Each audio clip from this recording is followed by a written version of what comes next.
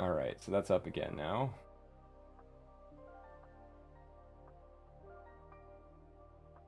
Shoot, I didn't mean to do that. There we go.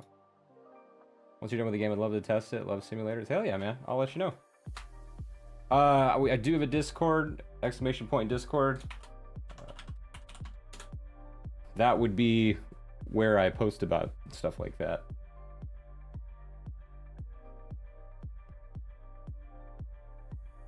Okay, yeah, it looks like it's working now. Yeah, we're live on YouTube now too. That's interesting. I actually have to check it and make sure it's doing the thing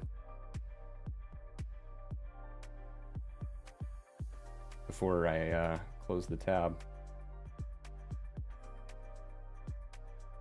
Good to know. So, we've got some fun stuff on the menu today. So, first, I want to go get the Caribbean Reef Shark dive queued up. We've got two. This is a twofer. The videos were too big to film in one go, so we have like a 25-minute dive video and then a second 15-minute one, I think it is. There's all kinds of stuff. There's Caribbean reef sharks all over the place, about 30 of them, swimming between two boats. There's no feeding happened on this dive. This is literally just hanging a bait box from the boat, and the scent alone was enough to bring them up. We've got a southern Atlantic stingray. There's one lionfish, thankfully only one. They are invasive in the Atlantic, and they're a huge problem. Where's the ProRes one? There we go.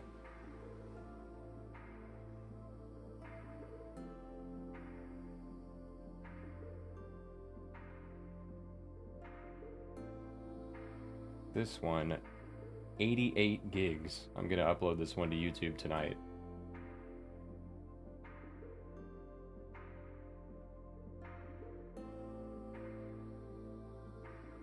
Let me just get Insta360 Studio open.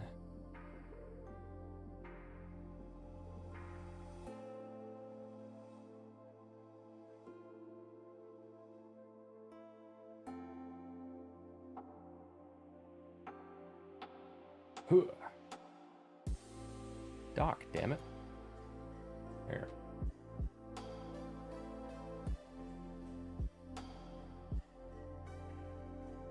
Alright, this one's color corrected and ready to go for YouTube. This is the first one. We're literally just about to get off the boat. There's me, there's my wife about to jump in.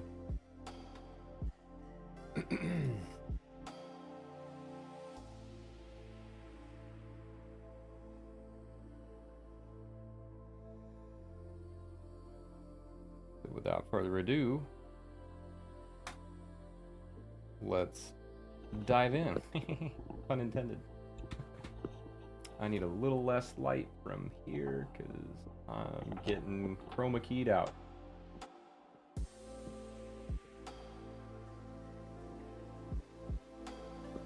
If I get right here, I start to get chroma keyed out. That sucks. How do we fix that? Right there? Yep, there we go.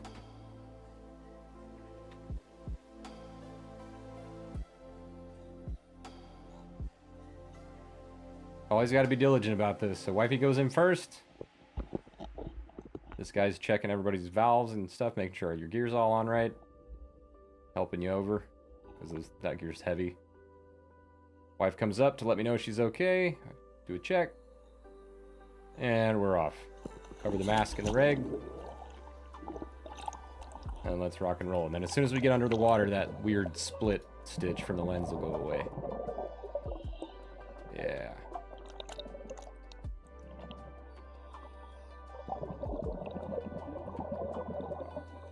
Let me shrink my camera down just a wee bit.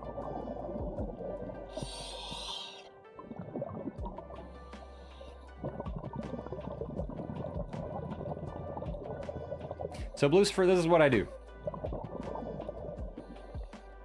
And then I've been uploading these every Wednesday for the past few weeks to YouTube as we show them in here. This is going to be the third one that goes up. And when it's on YouTube, you can actually click and drag around like I'm doing right now to look at it in real time like you're there. And then if you have access to a VR headset, wifey forgets her weights. Did you forget your weights on that dive? Did you have to go back? Is that you? How funny. Let's go back to the beginning. Make sure, did you not have a weight belt on? Sure enough, did not. I guess I forget about that sometimes because mine are integrated. I have these pouches over here. You see where it says dragon? My dive weights are in there. Yeah, nice meeting you too, Lucifer. Thanks for coming by. Good to see you.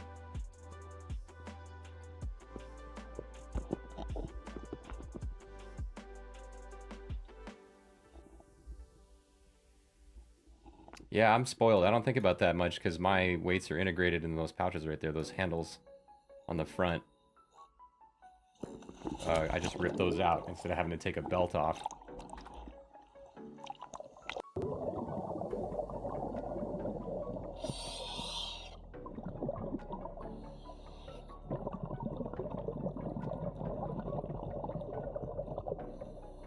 You can see already all of our buddies are well ahead of us.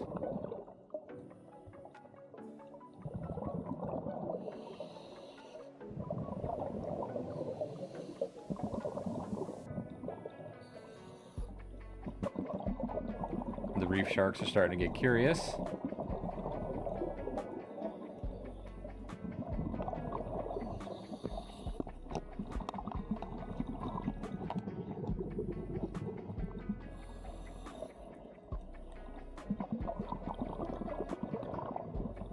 I wasn't really sure how they were going to react, so at first, until we got all situated, I had the camera on the little pole sticking into a pouch in my vest. And then once, you know, we get neutral, neutrally buoyant and leveled off, all our gear's comfortable, and I see that the sharks aren't like darting for the camera case because it's shiny, then I kind of start to unpucker and relax and let them do their thing. Is my camera lagging? No, I don't think so.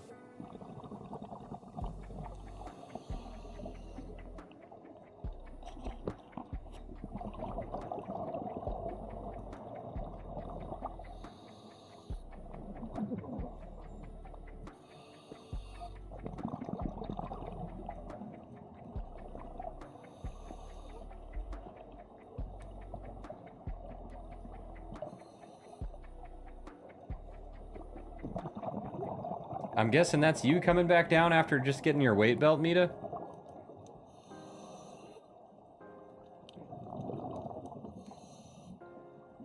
No, because they're holding the camera.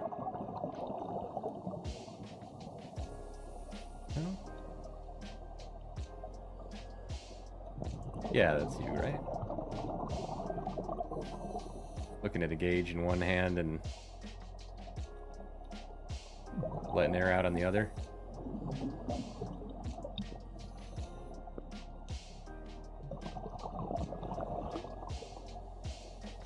You're like, I got weights. You're actually holding the weight belt.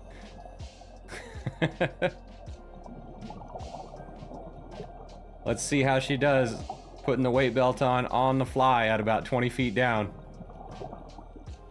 So far, so good. Oh, points deducted for standing on the bottom. That's okay though. Didn't really disturb any silt. Still doing pretty good. And why do I feel like you're about to emerge with it finished? There you go. Like a boss. Belt acquired. Hi, Scooter. I mean, Wheels.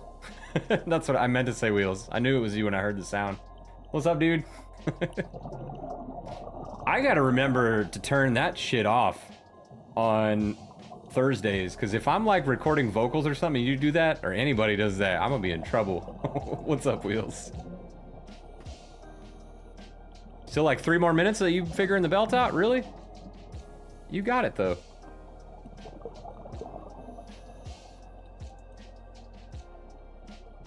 So, Wheels, what we just figured out here a minute ago, let me remember where I am. I'm right about here at 4 minutes and 40. Okay, we were just kind of giggling at my wife's expense for a little bit. It's all in good fun, though, because I didn't know this at the time, but as you can see, there's no scuba weight belt here. So she forgot her weight belt. And so you just float to the surface. I don't do that on Thursdays anyway. I appreciate your restraint, but I can't trust just anybody with that. I probably need to have that, like, hotkeyed, actually. But so yeah. It was at this moment she knew she messed up. So she got in without the weights. And then right about gives me the okay signal. I come in after her. And then what did we get? Like right here? Where are you? Behind me. Then you realize you didn't have it and start to go get him. But that's her getting situated up top. And then floating down to the bottom. There she comes. Got the belt on pretty easy, but just had to get it all buckled. Mayor had to help you out? Oh, man, I feel bad for not noticing. Did you just not want to tap my shoulder because I was filming?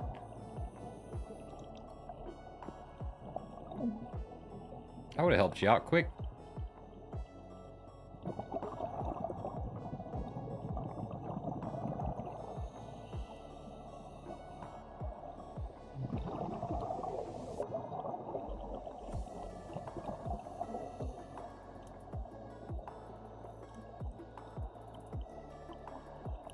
This is what it looks like in ProRes, by the way, which is like the highest resolution you can get out of this software. But when I upload it to YouTube, I have no doubt it's going to zoom in like that, and everything's going to be a little bit lower quality. You can only zoom out about like this far on YouTube, whereas in like 360 Studio, I can go out to like the tiny planet kind of view. Whoa! That was cool when that shark came right up when I did that.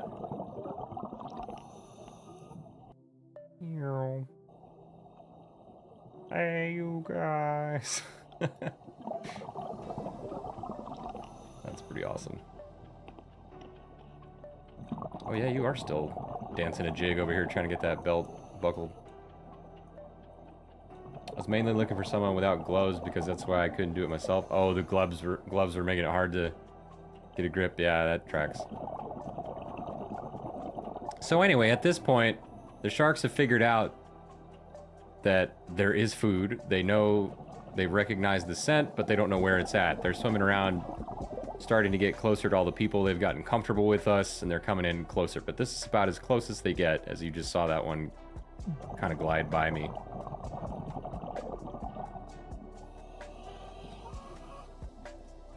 How am I holding the camera right there? Okay. That's better.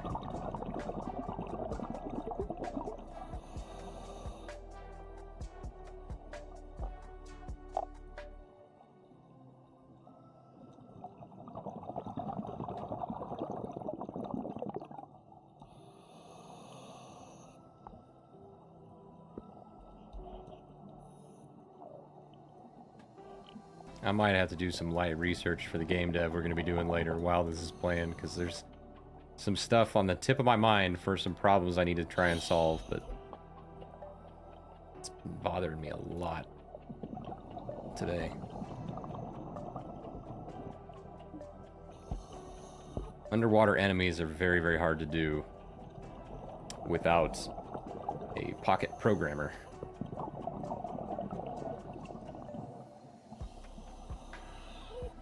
You could see us trying to communicate the belt needs. Yeah, it happened fast, though.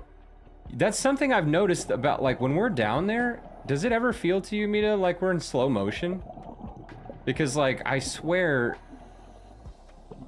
we communicate down there, and it feels like it's in real time. But then, I'm not saying, like, time feels like it's passing slower. It feels normal to me. Like, I always feel like we're doing things in a normal amount of time, but then when I watch the video back, it seems like it's so much faster, if that makes sense. Punch your screen a few times, that might fix the problem. No, Wheels, I'm trying to figure out how to get this shark AI to... basically, I have a whole, like, mind map drawn out I can show you after this of how exactly I want it to behave, but the deal is, you have two choices. For enemies, you can use a nav mesh, which means you have to have gravity and the enemy has to physically touch the ground in order to find a path to you. So we can't do that, which means the enemy has to be considered a projectile. And in order for a projectile to have smooth turns, like a shark would need to have, you have to use a homing projectile flag. And in order to use a homing projectile, it must have a target at all times. So that's tricky, because one of the behaviors I want it to do is when it's close to you and you make eye contact with it, it moves away a certain distance. And that's not working. I have it basically where it will turn away immediately and it lerps. Instead of interpolating like a smooth movement, it does what's called lerping, where it just teleports to the destination. It looks exactly the opposite direction of you and then comes right back to trying to head towards you. So I think the only way to achieve what I'm wanting to do is to physically set another target. So what I need to find out is...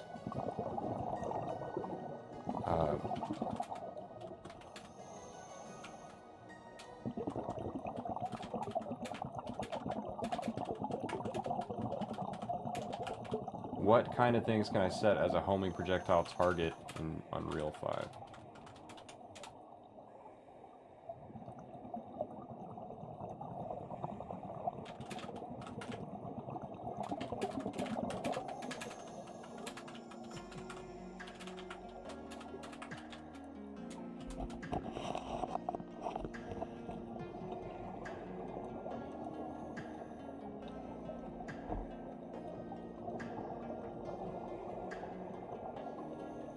Valid homing target actors. Characters, pawns, AI enemies, or A actors.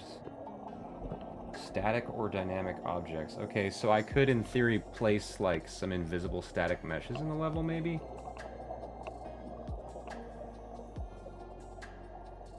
Must have a valid use scene component at homing as a homing target component. Huh.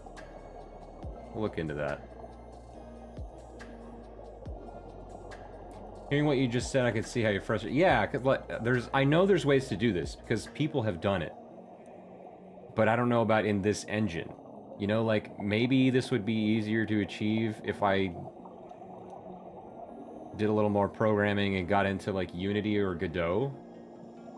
But or maybe even in Unreal, if I just learn some more programming. I think I would have to rewrite the classes, honestly, like... I think I would actually have to rewrite the nav mesh class to make it to where you have like a nav volume instead of a nav mesh. And that already sounds like a super resource intensive thing. Like if you had too many actors, too many sharks in the map at the same time, it would crash. Or at least have like a noticeable performance drop, I would think. Because going from one axis of checking vectors to figure out how to path to something, and then suddenly going to 3 values, you know, like going from 1 dimension to 3 is 3 times more calculations it's having to do, so it's probably not super duper efficient. And making it a homing projectile seems like a great way to do it. If you saw the shark, like, seeking out the player character in the last one I did, the last time I streamed this, that's what the homing projectile does. It makes that a lot easier, and then I can just change some numbers around to make it turn a little more smoothly. But then there is the problem of, like, it must always have a target, and if it doesn't, it's not going to do anything. That's a thing, too. I think I wanted it to have, like, a wander animation. You know, like any enemy in a game, if it's not aggroed to the player, then have it just wander around aimlessly. You can't do that if you have a target, because homing projectile is always going to move towards the target. That's what it does.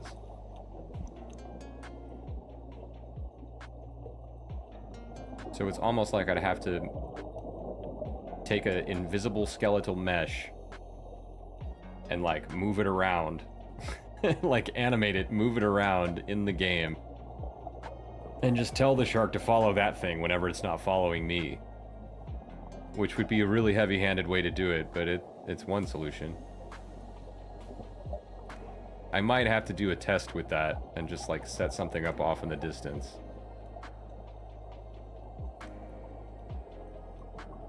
And have it track that.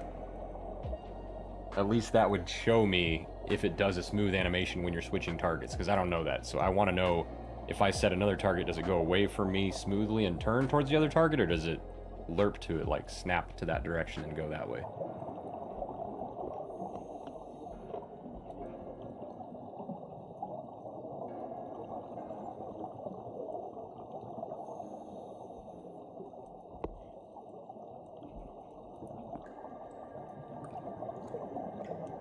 You know, it's interesting that a lot of these rental wetsuits had, like, yellow shins. I thought that was wild, because you always hear all these stories about, like, oh, don't wear bright colors on dives with sharks, because, you know, they call it yum yum yellow for a reason. They might think the light colors are fish meat or something. But I guess that's another myth busted, because some of these people bright as hell, and it doesn't matter.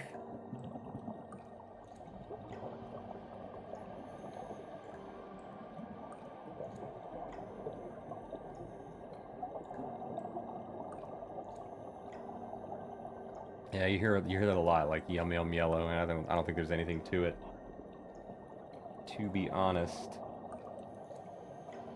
In Unreal 5, you can set a scene component.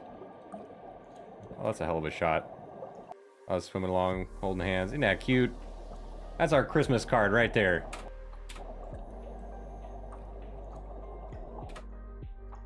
Boom! I'm taking a screenshot of that. This is we're gonna send this to people. We're gonna have an e-card for some occasion.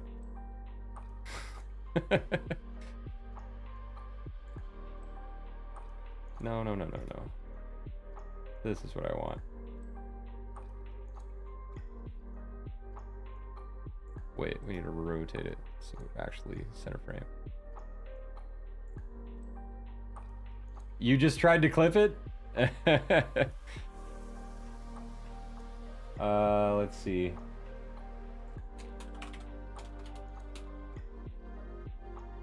I'm just gonna put this on my desktop. All right.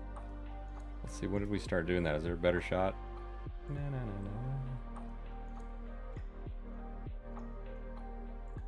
Oh, that's cool. I like the one where you're pointing right here.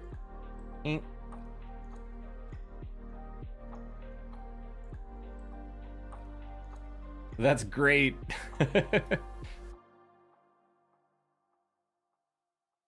Should we get Becky taking a selfie in the background?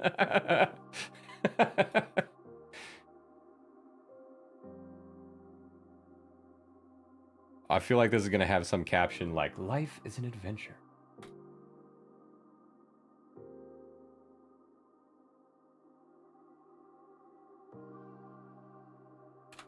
There we go.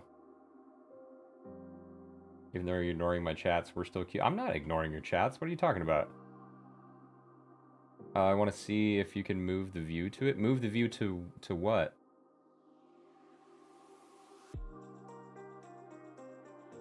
Look straight ahead. I think you can see us trying to communicate belt needs. Oh yeah, you probably can. I'll cut back to it once we get to the end.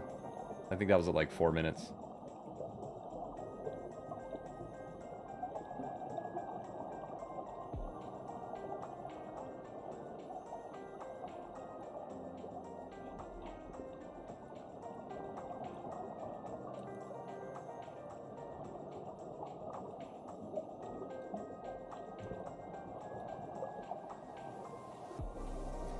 It's so funny to me how many people had like really, really bad tank leaks and didn't even notice it. That was a lot of air coming out of Paul's tank just now.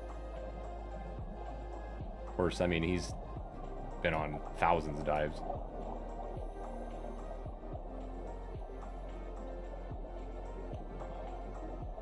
So I'm sure he barely uses any air. You've got a little tank leak.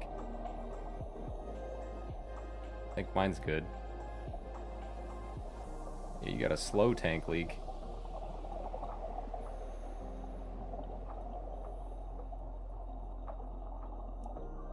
Here we go, just laying down on the seabed. Take a nap. Small disclaimer, do not ever actually take a nap underwater. I've come close, I've been really relaxed at the bottom of a lake before. Don't recommend it. Get coffee, whatever you need. 'Cause you're gonna wake up when you run out of air and then you're gonna rocket to the surface real fast and get compression sickness. Decompression sickness.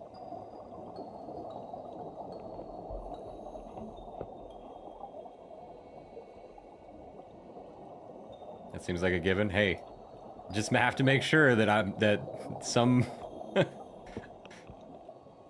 some Yahoo out there's not gonna go, he said it's okay to take naps at the bottom of the ocean.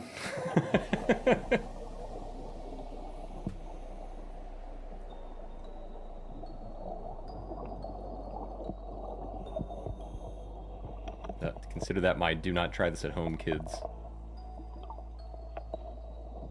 What was I waving my finger at? You were trying to signal me for something. Oh, I pulled the camera away, and I'm like, nah, you're not eating my camera today. Let's see, so if I zoom in a little bit, this is about the angle it was at, like, from the camera's POV.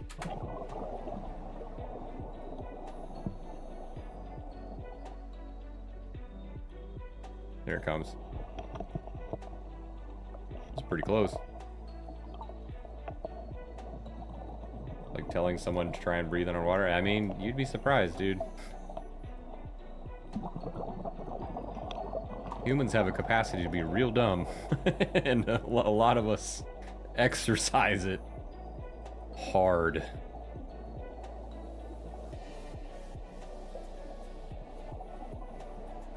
I was joking around with a friend and fellow streamer we will not name at this time earlier today, where he said, who knew Idiocracy was a documentary? The dumb ones really did just outbreed us. Saw the finger, no. Yeah, I don't know why that's become like instinct. I do that whenever like nurse sharks get too close. I'm like, You can usually hear me go, This is the spot right here. I was like, look, there's just sandy bottom. I can literally just lay here. Not be touching any coral or anything. This is the spot. Look at that one coming in.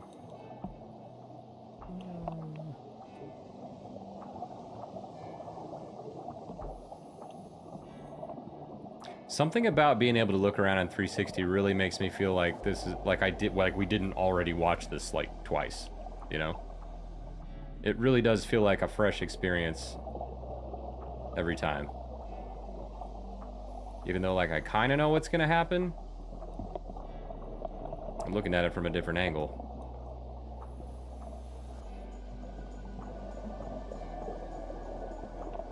Look at that, there's more bubbles coming out of Paul's tank than his mouth. That's a really, really slow exhale.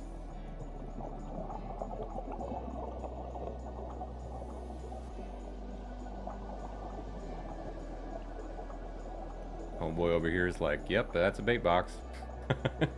Trying to get right in the middle of the action, I guess, and the sharks have just backed away like, oh, let him get some fish first.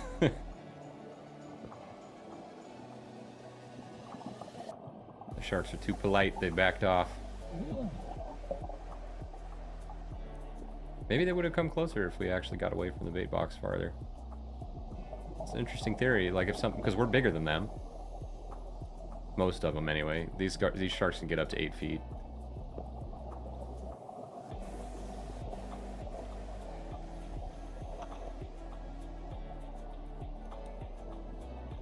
They probably would move away from a big human that got near the tank because they don't know what the hell we are.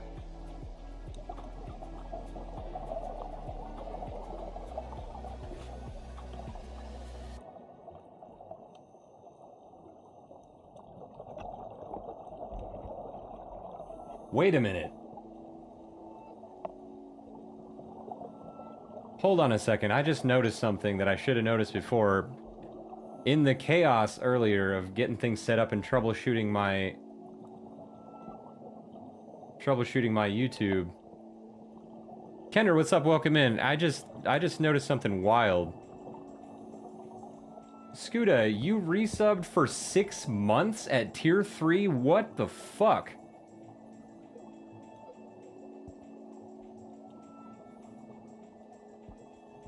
For that, I'm gonna do something a little silly. Because I feel like I need to do something to celebrate. You ready? This is one of my favorite instruments. This is called a nose flute. And contrary to what the name implies, it is not used for drugs. It's used to do stuff like this.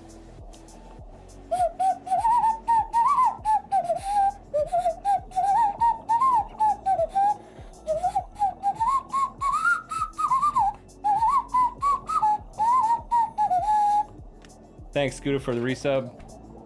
At tier 3, man. Jeez. I need to make some tier 3 stuff for you. I don't have tier 3 perks.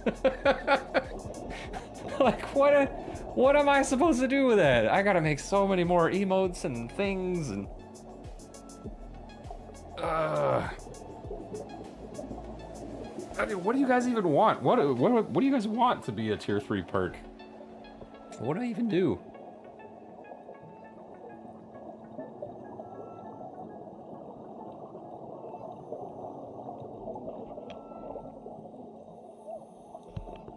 She's trying to get my attention, and I'm like, did you hear her go, oh. Sorry, babe. Wait. Let's back up a little bit. I want to hear that noise again. So what did you just hand signal at me?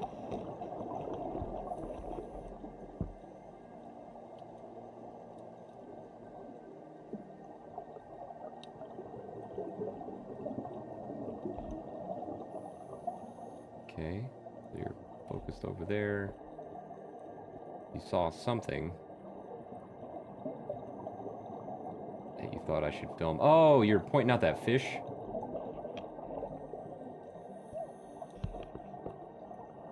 I heard you go, Mah! Pointed that hole down there that I just saw the fish in. I think I had actually just filmed that.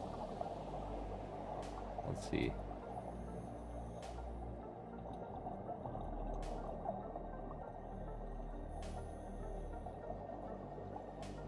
See, if you just kind of have like a mind meld with somebody, you really don't need as many words. Like we can have a whole conversation in grunts down there. Just like grunt, look at me and point at the thing you want me to look at, and we're good. You know? I don't know exactly what thing it was she was trying to show me at that point, but I think it was that fish that we saw that tucked into the hole.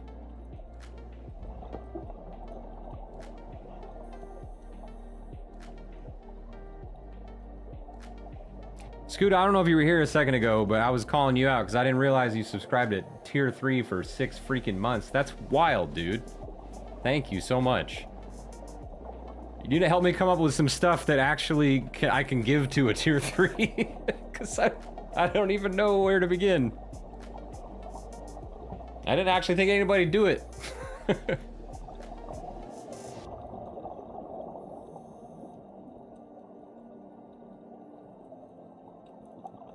I played you a little tune on the nose flute. That's all I had. That's all I could come up with on the fly.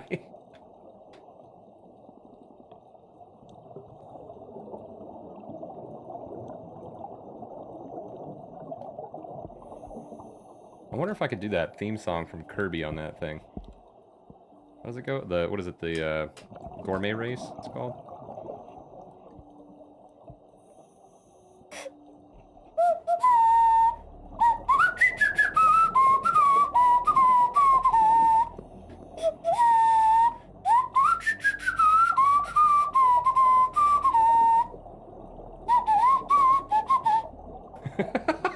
I love that thing so much. That's gonna have to be a. I'm gonna keep that close by, just in case. Maybe that could be a redeem or something. Oh, look at that silhouette! How cool is that? I wish these freaking cameras were higher resolution. That's so cool.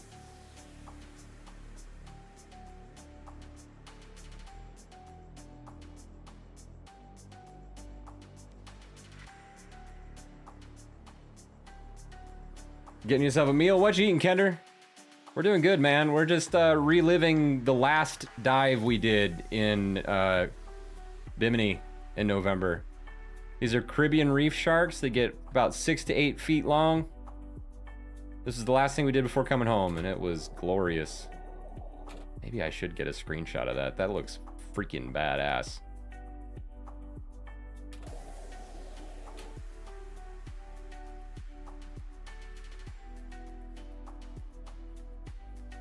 I'll do one like that.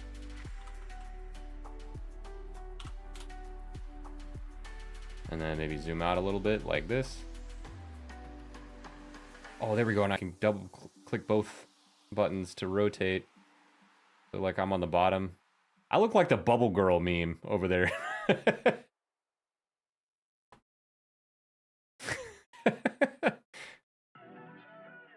Holding my selfie stick for my camera out instead of bubbles.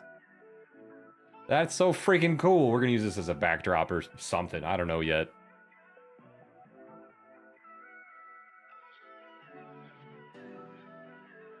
All right, saved. Now, how do we get back to like normal view? There we go.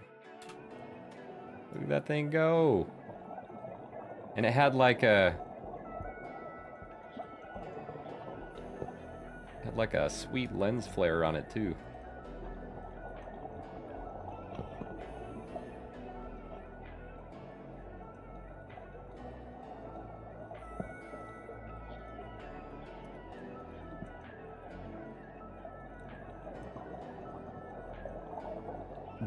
Jana.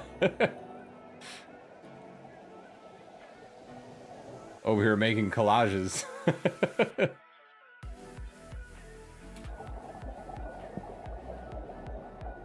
You know, I could do that too. Just not in 4 emotes.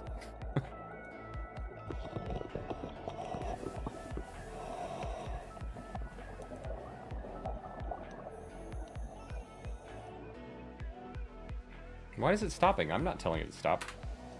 That's weird. I didn't even touch anything. But as you can see, there's a lot of these things, and you can't even make them all out here. There's one on the right. Let's just do like a quick count. It's 1, 2, 3. There's a 4th one in the back. 5, 6. You can barely see that guy. 7, 8, 9, 10. Yeah, that's all we're gonna get because the bubbles are obscuring the rest. We can see at least 10 of them here. There's more over there. There's another. No, that was just a fish at a bad angle. There's one there. And then half of them are at the other boat, which is way over there. I don't even know if you can see the other boat back there. Been vibing with the underwater vibes. Lo and behold, I see Kenner enter the chat. Yep.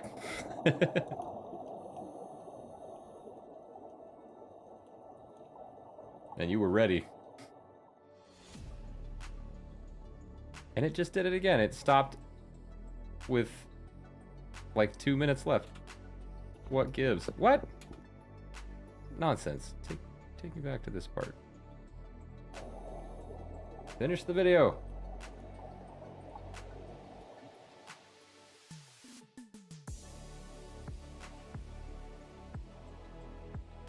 Why is it stopping? Dude, there's still some video left. Why is it doing that?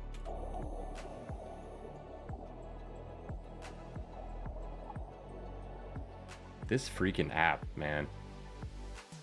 It thinks, oh, okay, it looks like it's not finished. To me, let me move my camera. I don't know if you guys can see the progress bar. You can't, it's cut off. All right. But in this view,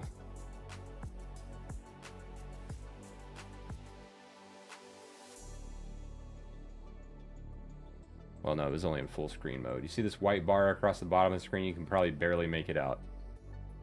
Whenever you mouse over it, the little seeker thing pops up. But when I move the mouse away, it disappears, and I can see there's like a little blip of gray that didn't finish, looks like it didn't finish playing, but it did.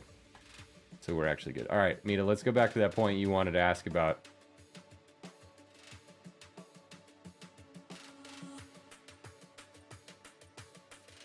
What the hell is chocolate? Is that like chocolate you choke on? That doesn't sound like fun. Why would you make that?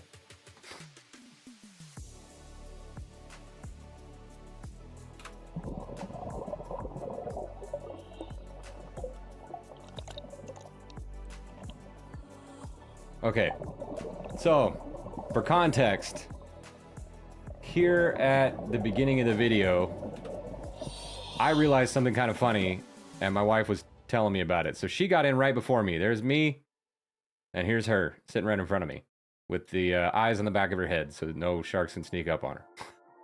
And 3 hours later, it's a 25-minute video, Mita. Come on now. But you notice that a lot of people had weight belts on around their waist, and she does not. Mine are actually built into the vest. This little handle here with the red button on the end on both sides, that goes to my weight pouches, and I pull them out of the vest and I can just drop them instead of like where most people have to take the belt off if they need to go to the service quickly. But that's why I don't have them. But we got in,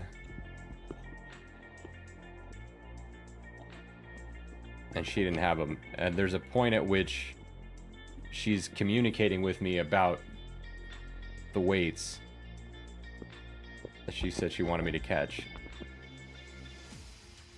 I want to find that part.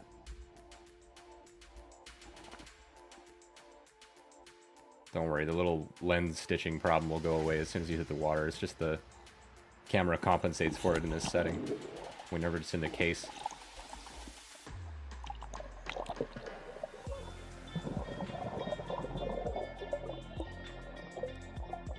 Oh, you're communicating with Mare. Okay, gotcha. So this is after you get the weights and come back down. It's like chocolate, but I don't spell it right. Ah!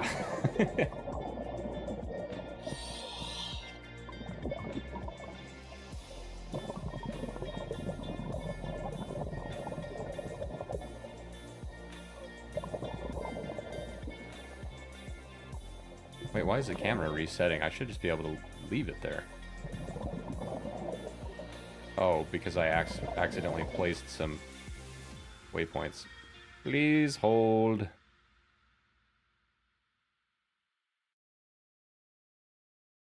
Delete. It's so obnoxious. I gotta zoom in. Click on the. If you even so much as right click anywhere in the video, it adds a new keyframe. Alright, so now we zoom way out and we go to about, like, what was that, like 4 minutes? Close enough. We'll see you coming back down. There you are on the way back down with your new weight belt in hand.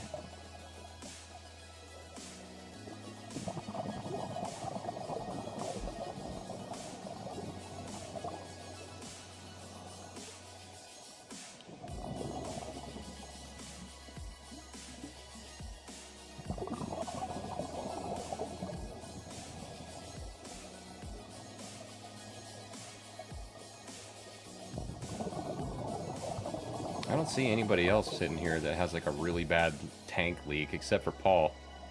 But look at him like pirouetting on one fin on the bottom. What a show off. What a ham. But yeah, look at that. He's literally losing more air from the tank than out of his mouth. Breathing so slow, like a boss. All right. Oh, it looks like one of your tank harnesses might have come off too. No, that's just a strap. That's just like a extra strap. Somebody's kicking me in the head.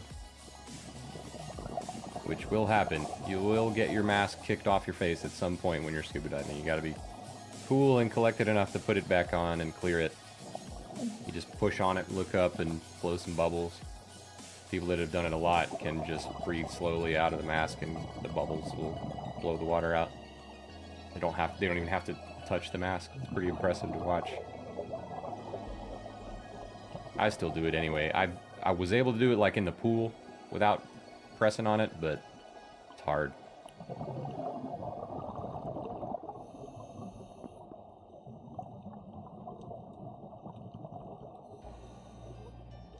Of course, I'm blocking the view. How deep have you gone? The depths terrify me. Honestly, all the stuff I want to see, Kender, you start to have to bring like really big lights with you when you go deeper than like 60 feet. Because the deeper you go, the less light is able to cut through the water to get down there, right?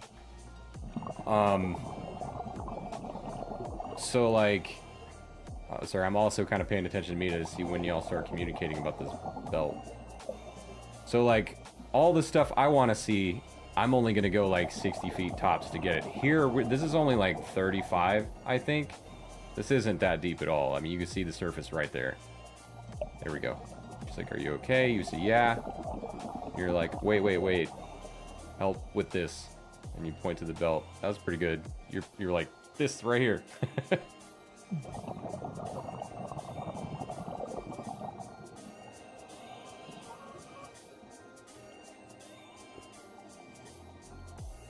And she hooked you up.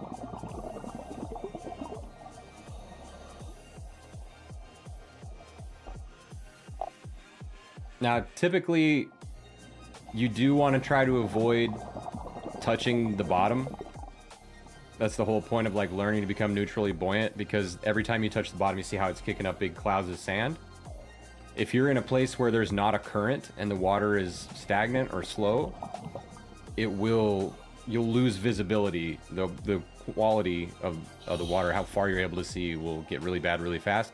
However, we're in a place where that's not so bad. You still ought to try to avoid it just because you don't know what kind of habitat's right there. There might be some crustaceans or a stingray or God knows what that you're stepping on, or like a tiny seahorse or something. But they have a pretty good current going here. And there's something about, I want to say they said it was because of the high salinity here, like high amount of salt in the water, that like the visibility doesn't get clouded up that bad. That, and I think the sand is just so coarse-grained that doesn't seem to be a problem. And just like that, you're back in business. Weight belt employed. Ooh. That was the clip I was trying to find. That little fish was hiding out in that hole there. That was cool. Let's go back to that.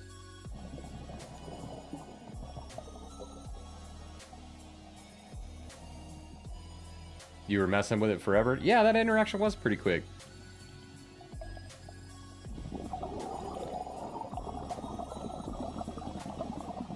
Honestly, that's something I don't like about weight belts. That's why I insisted on getting a vest that had integrated weights, because the weight belts are kind of clunky, you know? And they feel awkward no matter what you do with them.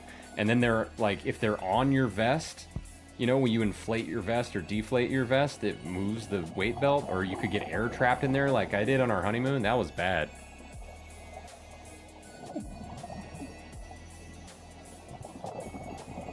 I mean, honestly, that could have killed me that time. That was really sketchy. I think I told you guys about this one time. It was like the first or second dive on our honeymoon was really crazy. I think it was the second. Correct me if I'm wrong, Mita, if you remember. But we were using rental gear that I wasn't familiar with, and my weight belt was cutting off the air in the vest. And we're in like 160 foot deep water, so I can't even see the bottom. and the current's just pulling me out to sea, and I can't figure out why. I'm floating away. I'm like holding up the tube, like looking at the instructor, like I let all the air out. What's the deal? Like I'm pulling on the emergency valves to like let out all the air in my vest, and I'm still floating. Well, it turns out there was an air bubble trapped underneath my weight belt. And the instructor finally saw it, and he goes, go like this. Like, he starts punching his side like this. And I go, oh, and I, like, started slapping the back of the vest. And it finally knocked out this huge air bubble, and I was able to kick back down to where they were. But, like, I had gone a good, like, 10, maybe 20 feet above where the group was, and drifted out by, like, 50 feet. I was so far away from the group. I was like, oh, shit, I am not going to be... Because, you know, when you're in a current like that, you either have to go side to side or up and down to get out of it. Whatever direction you had to drift to get into it, you got to go back that way to get out of it. You cannot fight said current if it's real strong, and this one is the strongest I've ever seen. So you have to be able to kick out of it. So I had to fix the buoyancy issue and then get out immediately.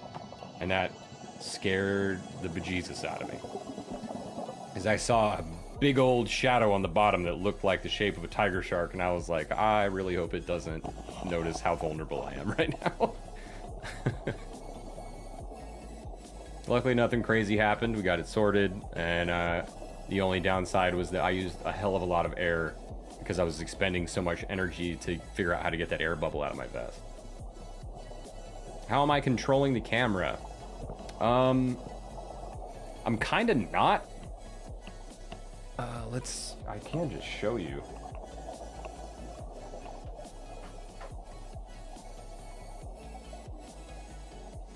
So the cool thing about these cameras is they have a gimbal in them, or there's a gyroscope in it that basically tells it which way is up the whole time. So it is, that much I can show you. It gets mounted to a selfie stick, which is literally just a really, really slim, extendable carbon fiber pole. And it goes in this dive case. Here. This is the case. Got little latches all the way around.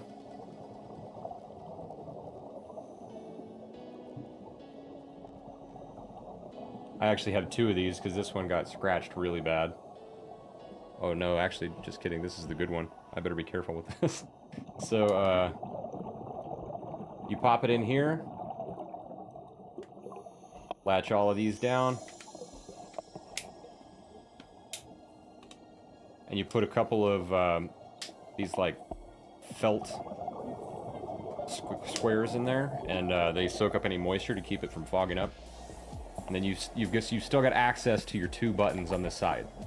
And once you put it into dive mode, there's only 2 things you can do. Like, you press the top, I think it is, to stop and start filming or change modes or something, and then the other one, and then like long pressing it can turn it off, and I forget what the other one does. I think changes between like filming or shooting video.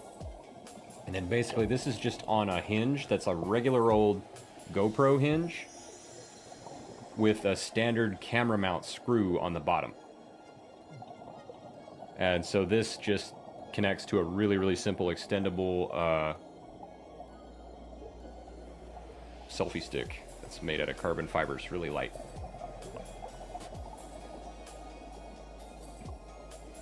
Which is over here somewhere. I think it's actually over in the living room with my drone stuff. But yeah, it's one of those screws that's like the normal camera mount screws you find on the top of a tripod, you know.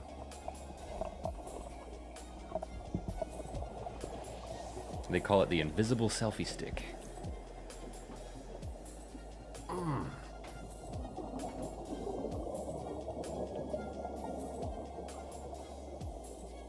I haven't done any of these today.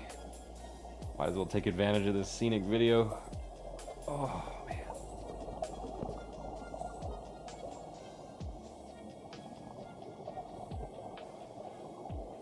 I can always tell when I've been slacking off on doing these PT stretches Because when I come back from this side, oh man, there's an audible crunch right in the center between my shoulders. It wasn't that bad right there, though. Oh,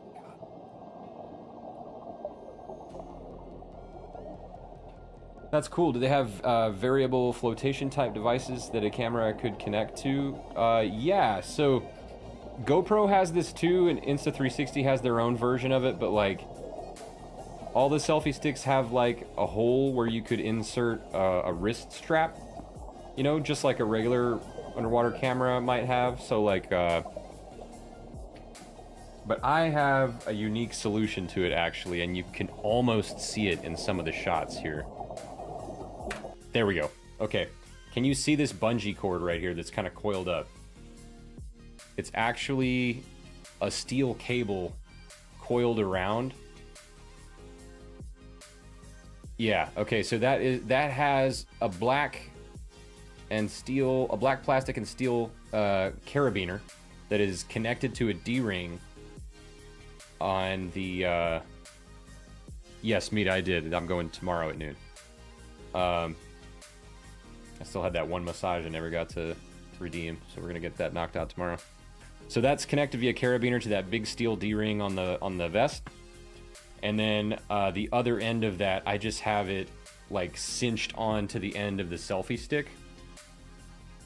Which, as you can see here, like the camera stitching is removing the selfie stick so you can't see it. But you can see that cord going all the way up to the bottom, and then I'm just holding it. So that way I could just let go of the camera. This camera is going to float by default because it's this thing here with all this air trapped in it. The dive case. And so basically that just helps me not lose track of it so it doesn't just float away, because our host, Paul, who is where in this shot? Down here laying on the bottom, actually lost his Insta360 on our first dive, unfortunately. So he had just bought an X4. And you know what? Actually, since we've already watched through this once, I'll just show you the video. I'm pretty sure we isolated the moment. This was his first time using it. I felt so bad. Because I was having trouble getting my footage uploaded, and he offered. I just have a Chromebook. I had to find a workaround to make that work. So he offered to let me use his laptop to upload my footage, so I could free up my SD card and get out there and film more stuff. But I mentioned something about 360. He's like, I don't even want to talk about 360s right now. I was like, what? He's like, my camera floated away yesterday. All right, I gotta find that video. I know I just saw it today. There it is. Okay. So his wife made a video for all of us, just out of our collective footage from that weekend. Start it over here. I don't know if you'll be able to hear this. Is this... No, I need to make sure it's VLC so you can hear it. Hold on a sec.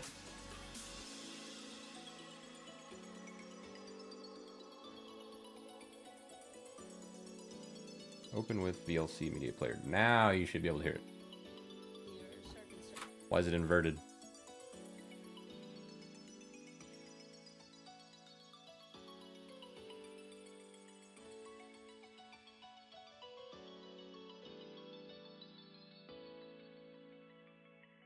Oh, I had to do this. I had to do this last week. I didn't realize I was going to have to fix it later. What did I have to... Media... There's a transform in here somewhere. Okay, it's not playback.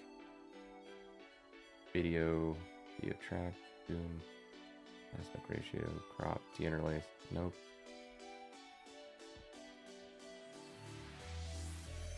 Tools.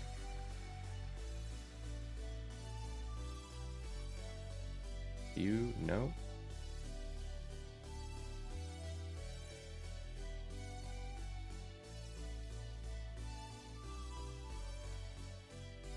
All right, hold on a sec. But I'm pretty sure, so in this video, I'm pretty sure, I'm gonna look up how you do this. I'm pretty sure you can see the moment at which his camera decided to take off in the name of freedom.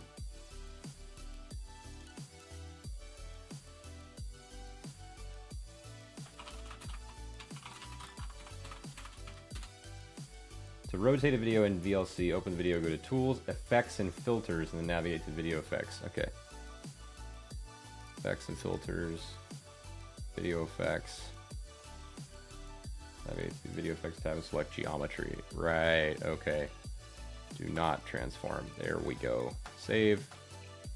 I had a video that was not auto-corrected by the GoPro. So I had to do that last week to fix it. It might have been Tuesday, actually. It might have been yesterday. All right.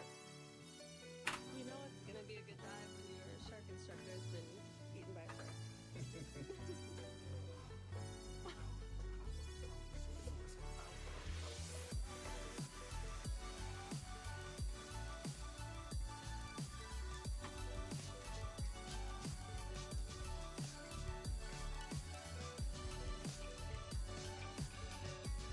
There it is. Did you see it? Right there is the moment he lost track of that 360 forever. And I have a feeling may not have realized it when they were editing this. Maybe they did. I didn't ask them.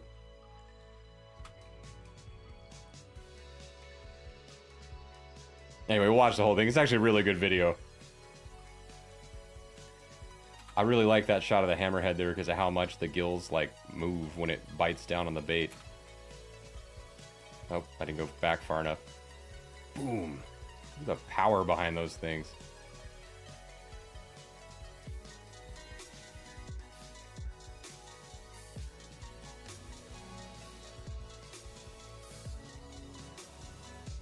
These, I think, I need to go back in and edit this a little bit and add some exposure to these scenes.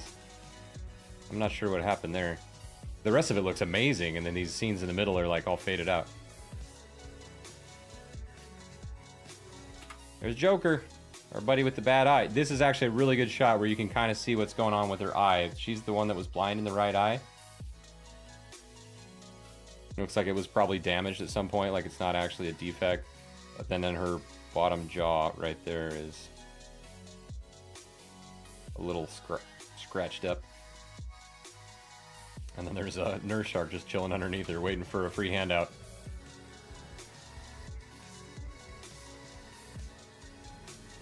Yeah, bye-bye indeed, right, Scooter?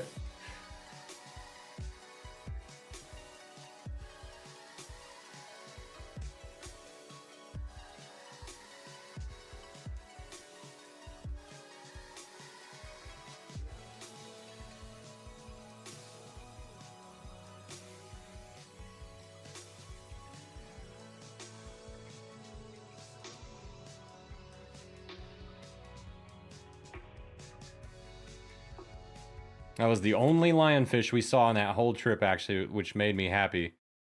Because lionfish are a huge problem in the Caribbean all the way up into the States.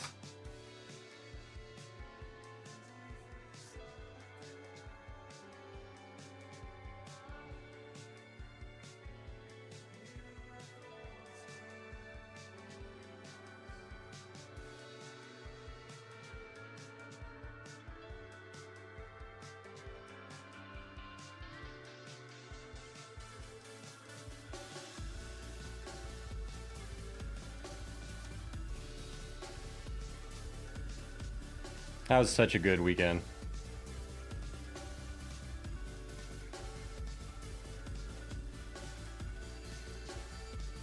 I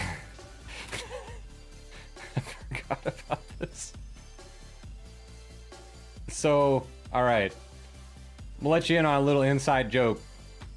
Some of these folks, this is a little bar that was an absolute hole in the wall across the street and down about a block from our resort we stayed at, and people had written a bunch of stuff on dollars and stapled it to the wall. They said they wanted to do that. They didn't know what they were going to write on it, and then somebody was like, hold on, this guy comes up and staples $6 to the wall and writes Gilk on it, Gilk. And so, for context, the night before we had gone to this place too, but Mita and I left. There was only like 3 people I think that stayed behind. And somebody asked for like a local drink. They're like, what do people get here? You know? And they said that the bartender gave them a shot of gin and milk. I don't know if there was anything in addition to that added to it, but that's really all you need to know. Like, that's nasty. So gin milk or Jilk, that was our joke for the whole rest of the week, is that they were gonna brand this and like sell it in the States as a mass-produced drink. Yeah, I'm sure it was disgusting. The guy who had it definitely said it was gnarly. And he did not undersell that.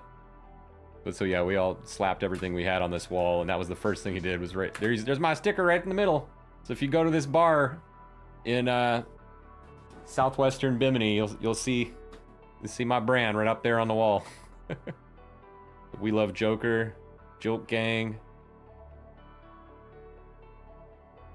Air G, Kenner, Tim, KCB 2024.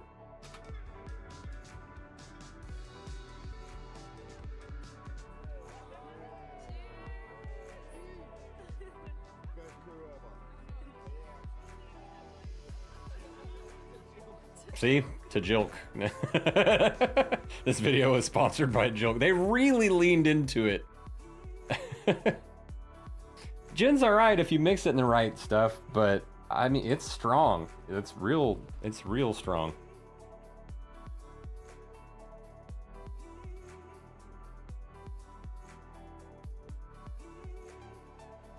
Meant to look it up to see if the bartender was just messing with them. Forgot. Did it just now, and it's real? No way. I totally assumed ever since that moment that we were being trolled.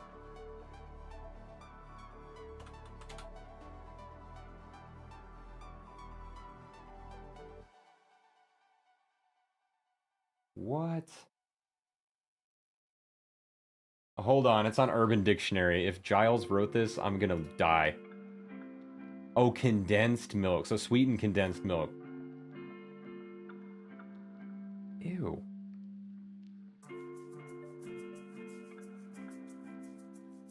Oh, okay, no, this is a joke. Somebody put it on Urban Dictionary as a mixture of Gatorade and milk.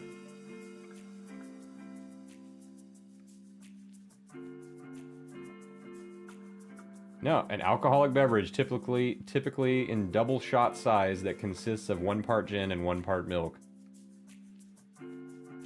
The milk is given in a rock glass and the gin in a shot. So it's you know, like a Irish car bomb kind of situation where you drop it into the or a Jaeger bomb where you drop it into the beer.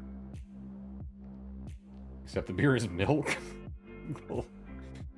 Yeah, needless to say, we did not indulge in that cultural experiment that was Jilk. I don't regret that either.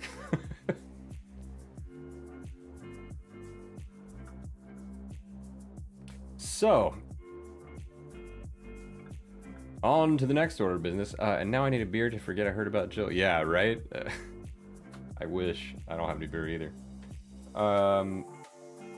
Just have a whole lot of water.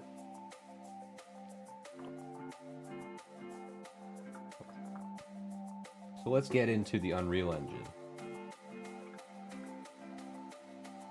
Here's what I've been working on. This is fun. Splish slash, your opinion is trash. You keep it to yourself. Take that, spammer.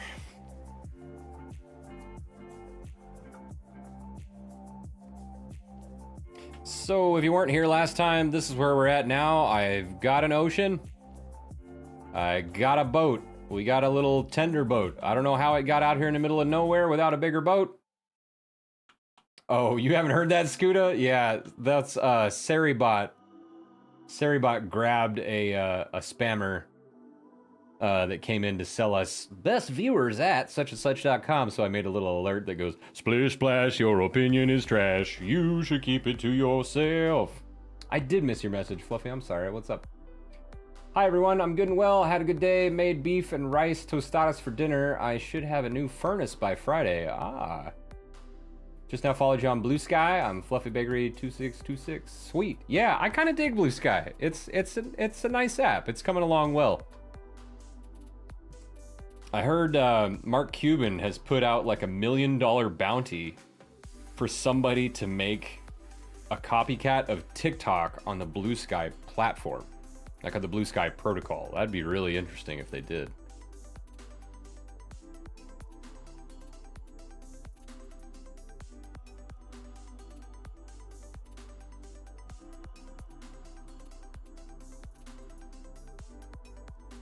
Whatever, Rubber Ducky, Jin is trying. Yeah, so for a little context from what we did last time, we've got our 2 blacktip sharks. I've got these 2 working in a completely different order. This one is a projectile, and it uses projectile logic. This one is actually a character pawn, so this is like a proper enemy that needs gravity to work. So if I hit play right now, it'll spawn us in the boat. Never mind my debug check, that's just letting me know that the FOV tracking is working. And the projectile shark is doing his thing. But right now, never mind that twitch he's doing, that's actually an experiment I did. I'm trying to get him to point away from me, and it does for like a second, and then immediately starts to turn back. But you can see instead of turning like a smooth turn like this, it lerps the other direction. It goes pew, and just pings to the opposite direction, which is not what we want at all. And if I head back, and I still don't have this swimmable, I don't understand what I'm missing from the player character class.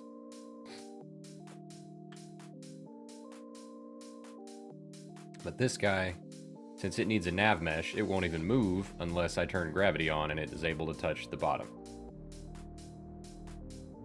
And it won't look at me unless I get close enough to collide with it. It's got I put an invisible orb around it to help it detect things, and then once I touch that, it looks at me. Whoa, whoop, we got more. Why is that one like on the ground? What? And it's not animated. What are you doing?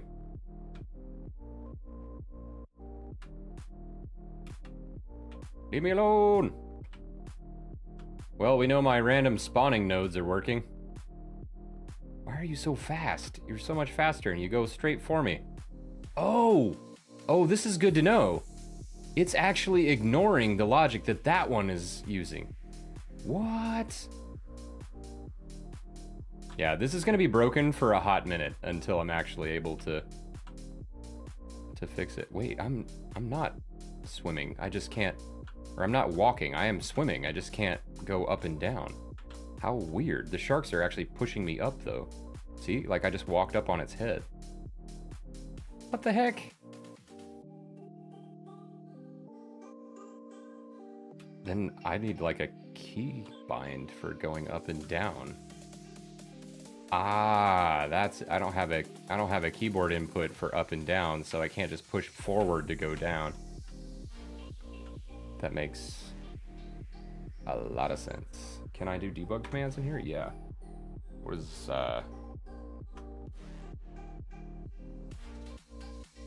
they just fly?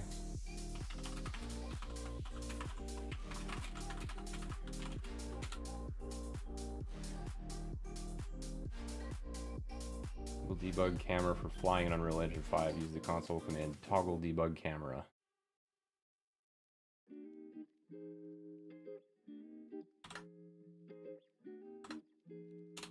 Bloop. Okay, camera's disconnected. This is what it should do. I should just be able to swim around and see what's what.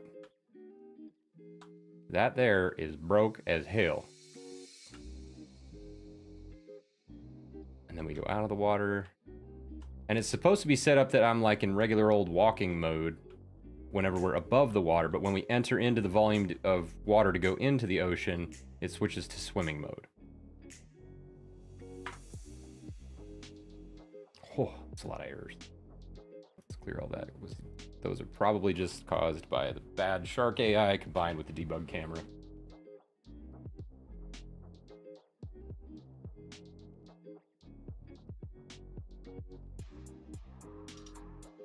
I did say what's what, I tell you what, and you know what else? If you're not already, you should go follow another one of our buddies in the fleet, A Date Night In. Cooking streamer, also plays video games on occasion, and just generally very entertaining. Ooh, and you know what else I wanted to do?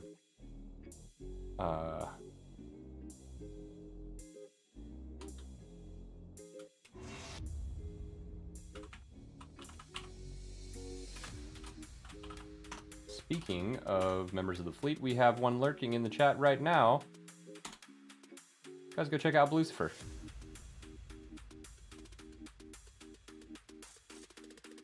I'll tell you what, that sounds like a plan. Yep. Yep. So, where to begin? So, what you're seeing there is this actually working. So what I've done is I set 3 target points, which are these little nodes that look like a bullseye. There's one over here. This shark's already there when you spawn in. But there's one there, one way out there. I guess there's 4, and there are 3 lined up right here. This one over here I was trying to do a test with. I was going to try and have the shark target that. But I don't know that I'm actually going to be able to set that as a specific target in the blueprint.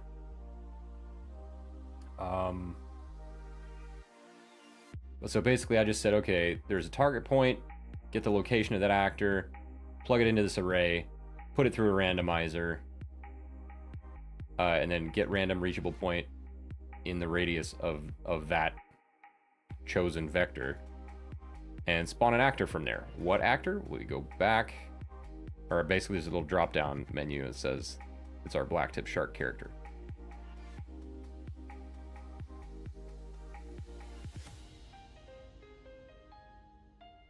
Oh, it's not the projectile.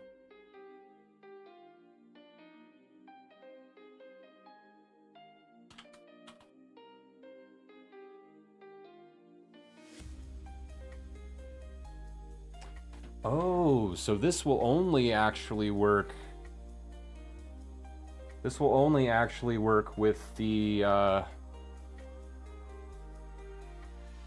character, not the projectile one. Ooh, that's really interesting. So, because it has to be a pawn.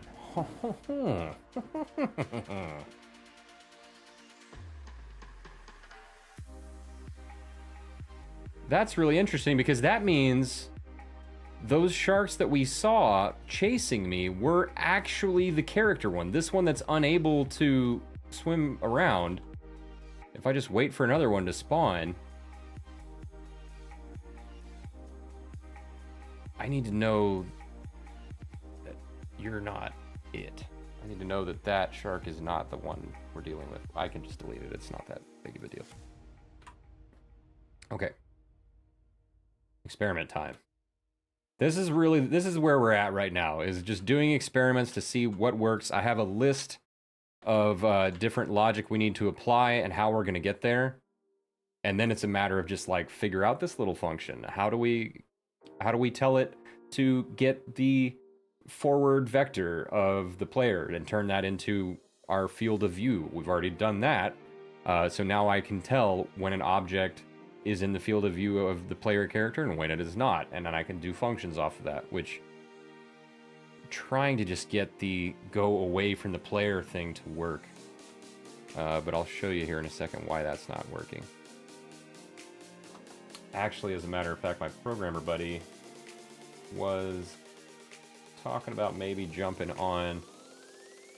So I better jump in Discord just in case he shows up. I hope I didn't have I don't have a missed text from him. Sweet.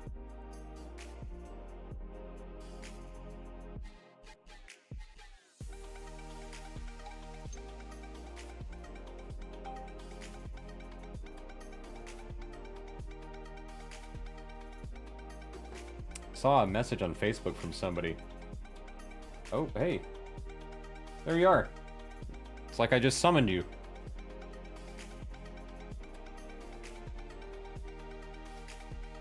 Yes, I can. You're watching it on YouTube? Oh, yeah. Look at that. You actually talked in the chat. This is the first time I've actually gone and looked at my YouTube chat. That's funny. Just so you know, I do think I have... Let me see, but I do think I have Discord chat enabled. No, I don't. It's disabled. Are you comfortable with your voice showing up on the stream? Okay. Chat, Matt, chat. What's up, Chad? I'm Matt. So, you should share your screen on Discord so I can not have an echo from the stream. I'll just watch it on here. Yeah. Let me do that. Hold on a sec. I hope that doesn't mess anything up.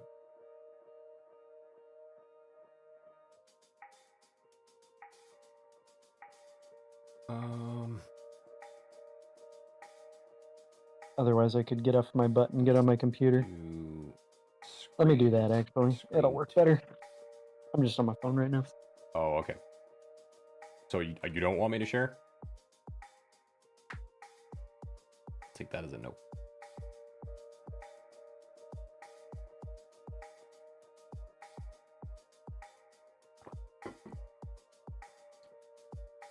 Where's the shark? Okay, so one spawned. There's another.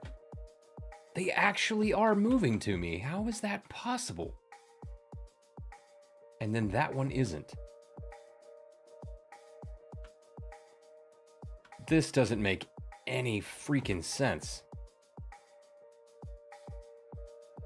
So how are some of these actually able to use the nav mesh, but others aren't? They're the same actor. This is the one I manually placed. This is a really interesting bug. I might be able to learn something really useful from this.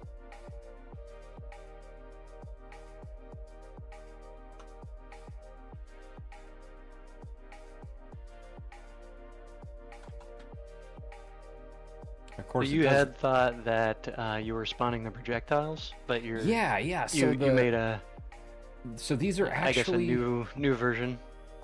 Yeah. So I manually placed the projectile one. Oh, look at this. They're like pushing me up. So I can't actually swim up right now. Oh, shark stairs. Look at that.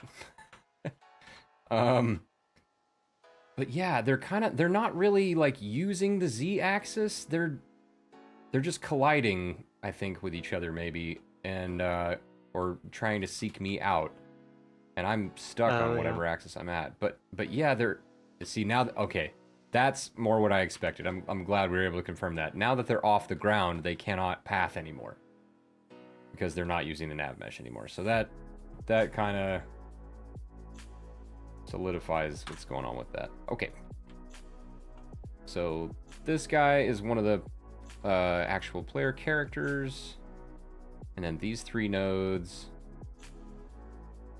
use this blueprint, and I don't think I can actually use the shark in that, but I will try. Black tip character and black tip projectile. Yeah, see, I can't actually choose projectile. Can you spawn projectile? Create reference to BP black tip character.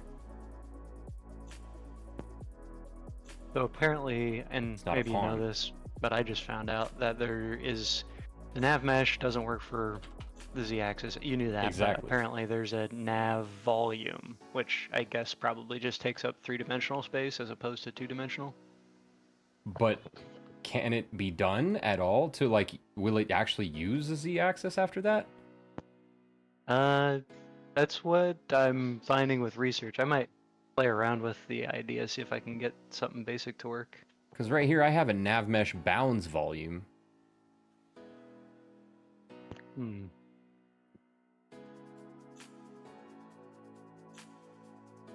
Which I think is the one I needed.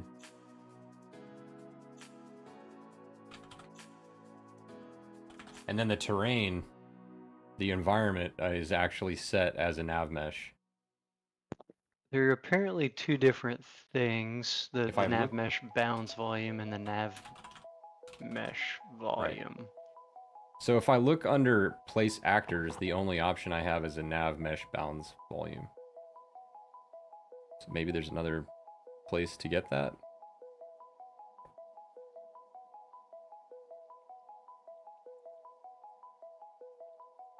But I feel like there was a setting for the landscape itself that had to do with nav mesh. Let me see. Yeah, navigation. Used for navigation, fill collision under... What does that say? Set to true to prevent the nav mesh generation under the terrain's geometry. That actually could come in handy, because if we had like an invisible terrain at the water surface, maybe it could use that. Because if it can function underneath the terrain, that's essentially doing the same thing, right? It can't be that simple.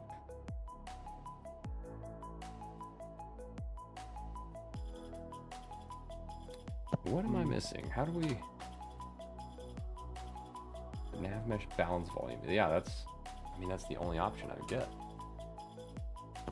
Yeah, I'm getting mixed messages too as I research, so take back what I said before. I'm gonna keep looking and maybe... Light shapes, cinema, fiddle media, around. VFX, geometry, volumes. Volumes?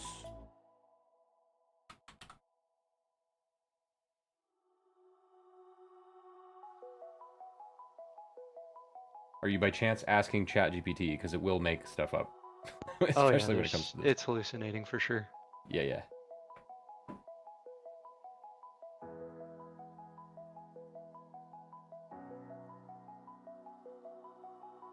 Nav system config override, nav modifier volume, nav mesh bounds volume, which is the one we have. Which is just saying only use the terrain in this space as a nav mesh, but you still have to have an actual mesh inside that volume. I'm telling you, I honest to God think we would have to edit the class. There are class files for each of these actors. I think we would have to go edit the class file for the nav mesh and tell it how to use 3 dimensions instead of just the 1 or 2. Yeah, that Which doesn't is a sound really wrong. heavy lift. It sounds like an option, I suppose. Like, yeah, it would almost certainly work. Is it the best? There's always trade-offs with different approaches. So let's see. No, I don't want the level blueprint. We can figure out how I to came spawn those guys across the possibility of a experimental Nav 3D plugin. Could be hallucination. Hey, I mean, I take it if it works. The thing is, so I've played with that and some of the functions actually work. Like, what was it, that one? I deleted it, but there was a really complicated one over here that I was using for figuring out the opposite of, like, getting the projectile to match the character's FOV. Where it was doing like trigonometry to pull that off, and that function actually did work, but there was more after that did not. Let's see.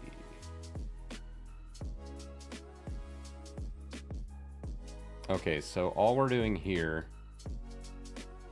you know, before I go any further, I have a like a mind map that I drew up for the logic on here and what I want this to do. Let's take a look at this. So basically, I want it to have like 3 states. Wandering, like any standard enemy in a game would. And I'll figure out how that's going to work later. Right now, we're just trying to figure out the approach and the back off. So we have wandering, approach, and back off. And the approach should just be, I want to have basically a check running on tick, which means every frame, saying, is the shark in the player's FOV, which is this logic down here. This is checking, we subtract the shark's location from the player's location. We normalize that. And then multiply those two to see if it's greater than 0.5 of an FOV threshold. And if it is, then we know the shark is inside the FOV. If it's not inside the FOV. We've gotten this far. And then basically, I'm thinking the way I want to set this up is I'll have a Boolean variable for eye contact and another for is close. Like, is the shark within, say, a set amount of distance that just feels right, or like 2 body lengths-ish from the player. And so if the shark's inside the player's field of view, then we'll set eye contact to true. If it's not, set it to false, and that'll check constantly. And then what I'm thinking to do, and we'll have the other one saying, is the shark within range? And I'll just have a check that's constantly going for, like, is the shark within X amount of units from the player, right? Mm-hmm. And so that way I can say, if both of these are true, if the shark is close and you are making eye contact with it, it will turn and go the opposite direction. But right, because if you're looking at it and it's in, I don't know, murky water in the distance, it could still, you don't want to necessarily limit it from approaching you then.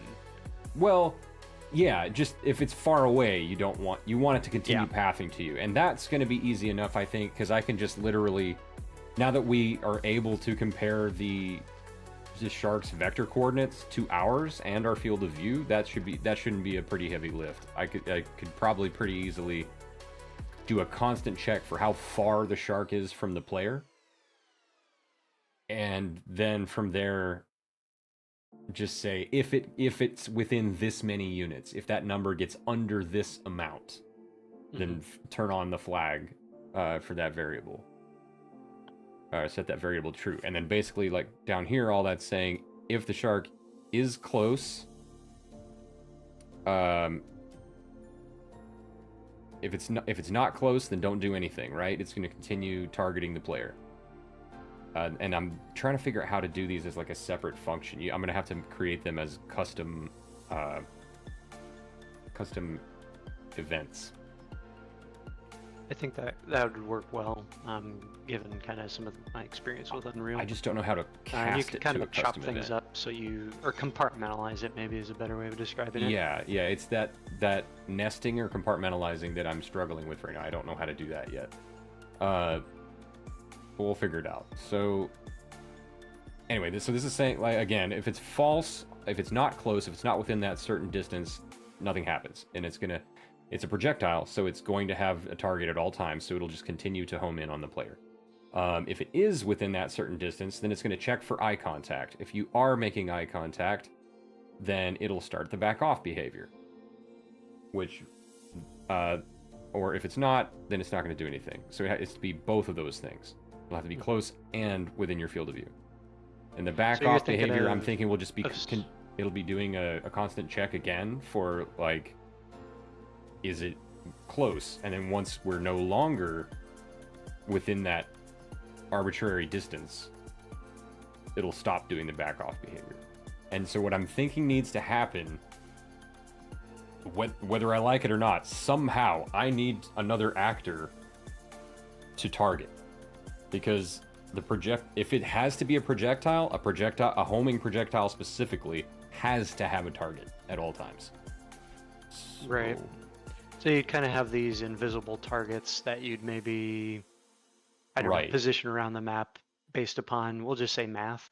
You know, like if it needs to flee, I don't know, a straight line away from you so far away, you figure out what that is using trigonometry, I guess, and then place an object and then assign the target of the shark to the object. Oh, I think you said you're on YouTube, right? I don't think you can see the Twitch chat. Mita says hi. I switched. Oh, okay. So yeah, so the catch here is, it's got to be like a pawn that they switch targets to. Well, let's see what kind of stuff the homing target component, skeletal mesh component object reference. Okay, so it has to be a skeletal mesh. The thing that gets a little bit weird, I don't know, this is maybe being dramatic, but you'll have to kind of have these pairs, like as you spawn them or put them into the map, you'll have to partner it with like its flea behavior point or object or whatever. And so if you are going to go to dynamically spawning them, that'll be eventually a problem that needs to be solved. I don't think it's an impossible one, to link them together through variables through the event graph. Well, I'm going to be honest with you, the spawning is a whole other problem, because the spawning, the way I'm doing it, only works for the character. I don't think that I'm going to have to find a completely different way to do it to spawn projectiles. Yeah. Well, presumably you got to be able to shoot a projectile out of something. So yeah, they can spawn. I just don't know what it's called. Yeah. Like if you look in the level blueprint right here, to do it with an AI, with an actual character, we use spawn AI from class, but it's only going to allow me to plug a pawn into that. And there's no other breakpoints I can add. I can owner, no collision, fail, bool, location, behavior tree, and pawn class. So I can't. I have my black tip character. Convert black tip character to, no, I want the other one. I wonder if it would convert it to something that pawn class can read.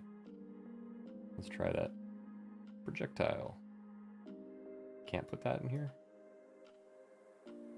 Have to right click it, create a reference to landscape. No, I don't want the landscape. Why are you?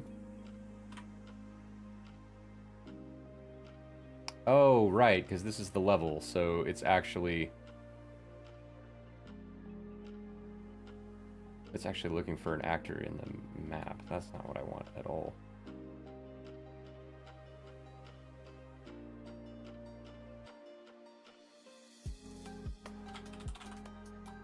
Basically, all I know is if I search for blacktip here in the pawn class, it's not going to show up because it's not a pawn. So I think there's got to be some other kind of spawn projectile? No. Actor. Spawn actor for gameplay task. What if you make a pawn that immediately fires a projectile? Oh, here we go.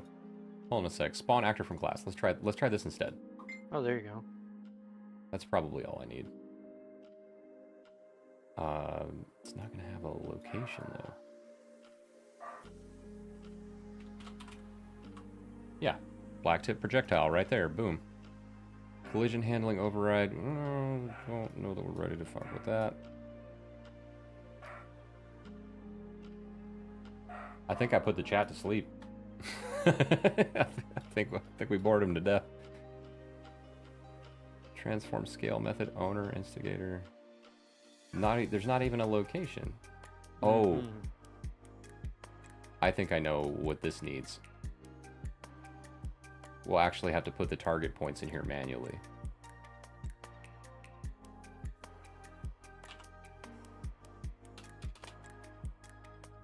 Under the owner or the instigator, perhaps.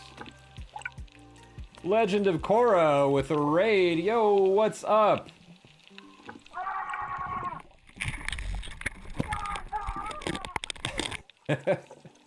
I love this video so much. This is a dude snorkeling, I think in Mexico, and a huge whale shark just like slams into them. What's going on, Cora? How you doing? Welcome in. What was your stream like? How was it going?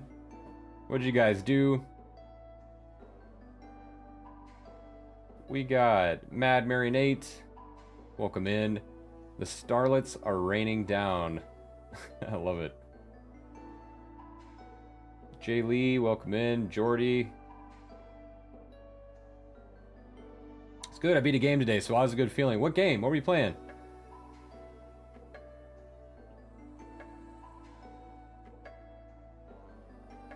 Oh, I don't have like an auto... Oh, it says I can't give you a shout out for 7 minutes. Maybe we can give you the fancy pants shout out. Oh man, look at that. OG with the Captain Dylan emote. Dang. Still got mine expired. I'm sad. On principle though, Mary, I'm not buying emotes that I know the person will never be back online. I still love Dylan, but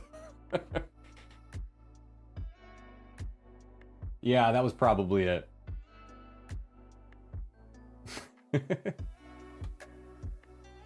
Anyway, guys, welcome in. Let me see if I can get you... We're working on making a shark diving game in Unreal, and I haven't touched the Unreal Engine since it was Unreal like 3.5. It's literally been a decade. It was 2015 last time I worked on anything, which would have been expansions for Borderlands 2 and Battleborn.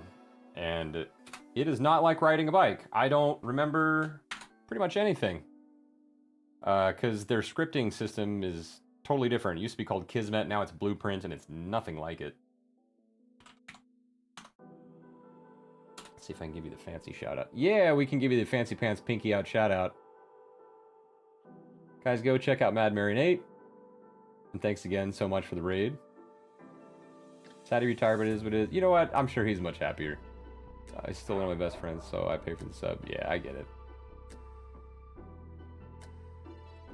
I'm still a starving artist, if you will, so I pretty much, I get gifted subs or I don't. I don't have a budget for that just yet. But we're working on it. So right now, anyway, Raiders, welcome in. My name is Parker, aka Shark Geek. I come by the name honestly. I am not a scientist, but I have an absurd amount of knowledge about sharks and ocean animals in general up in here. And I'm trying to share that with the world. So on Tuesdays, Wednesdays, and Thursdays, I stream Tooth Day, which is a shark science news and marine science news evening. And then Wednesday is Water Wednesday, where we'll do what we did earlier tonight and watch a 360 video of a shark dive that my wife and I filmed ourselves out in Bahamas. And then Thursday, and whenever we're done with that, we do this, which is trying to make a scuba diving video game, which is presenting all kinds of interesting challenges. Like these really poorly navigating sharks. This one doesn't work because it's a different kind of character class, but you'll see the other one that does. Oh, no, I deleted that guy. They're not spawning. Right, that's what we were just doing. Anyway, so then Thursdays are Thrashing Thursdays, where I write metal songs about them. So we do all kinds of weird shark-related shit in here. Now you're up to speed. So, we're trying to make... And I'm on a call with my buddy here, who's helping me think this through.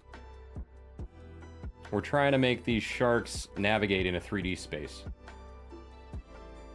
And it's not going to work with this guy, because this, I have two methods set up. This is actually a standard player character, or like a enemy pawn character. And they have to use a nav mesh. So unless it's on the bottom touching the sand, it's not going to work. So we can go ahead and nuke that. These actors are set up as spawn points for those same guys. So I'm going to go ahead and delete that because they're just going to confuse me. Or not delete it so much as just disable it so it doesn't do the thing. Oop. Something is it raining, Matt?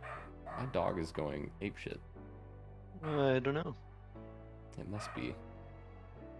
Or somewhere within a 5-mile radius, a squirrel farted. So for the, what was that thing called? The transform? That you were kind of wondering about? Yeah. The transform can contain the spawn, or I'm does. Gonna place one of those sharks in here. Describes where the projectile is coming from. It also can have, I think, a vector and how big the projectile is. So you'd want to There's probably some blueprint function to create or produce one of those, and then you can plug the vector like for its location into it. Or I guess that Okay. maybe wouldn't be a vector, it'd be a point. Let's see, where was I messing with that? Ah, yes. Okay. We're gonna spawn these guys. Spawn actor blueprint. What was the one you just mentioned called? The transform. It's the second one, the spawn transform. So that thing Oh, is, yeah. you'll need to create one. I don't know what the one of those options.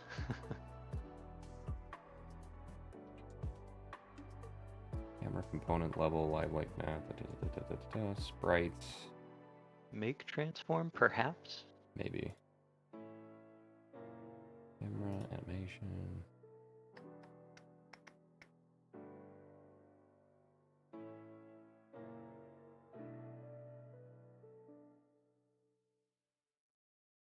What are we transforming though? Because that implies we're like moving a character. This would be location, rotation, and scale. Yeah. So I think if you just plug the location that you have from down below into it, that's the coordinates that for would one be of the the target general idea. actors. And then from there, I think it would just begin its homing behavior. I think. Okay. Spawn transform. Can I not just grab one of those actors? Hold on a second. Let's play with this. If I could just. Oh. No, I can't just plug it into that. What Yeah. was the thing you had down Target below? point I object don't reference not remember. It compatible was with transform. What? the random point. You were generating something down below that was like a random. Yeah. So spawn point. here, you notice they're taking like a vector. That's why all these inputs and outputs are yellow. Mm-hmm. Yeah. So that's what I'm I doing would- is oh, I'm okay. saying the target point is going into this get actor location, and we have the get actor location we're outputting as a yellow one value into an array. So we could do that here.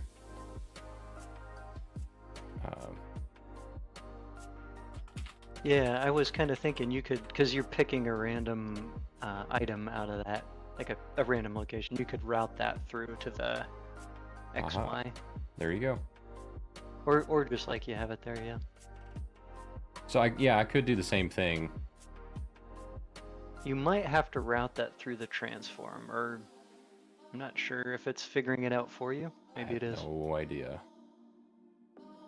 Converts a vector to a transform. Yeah, it is automatically doing that. Uses vector nice. as location. What is the difference between a transform and a vector? Because I thought a transform was just saying, here's the new coordinates for this thing, or the new orientation for this thing. Well, it can have a scale, so like you can blow it up or shrink it down, and then you can give it a direction and speed. Okay. So you're just giving it like a location. We've set that as a place that you could potentially spawn a shark. So let's delete this arm right here and connect this delay back up. We'll change that to, say, I don't know, 10 seconds. And then when that completes, do this. And we actually have it set to the projectile shark.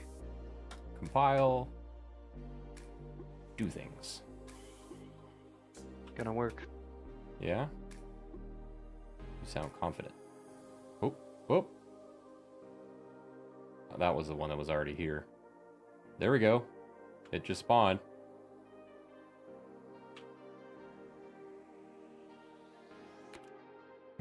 Yeah. That worked.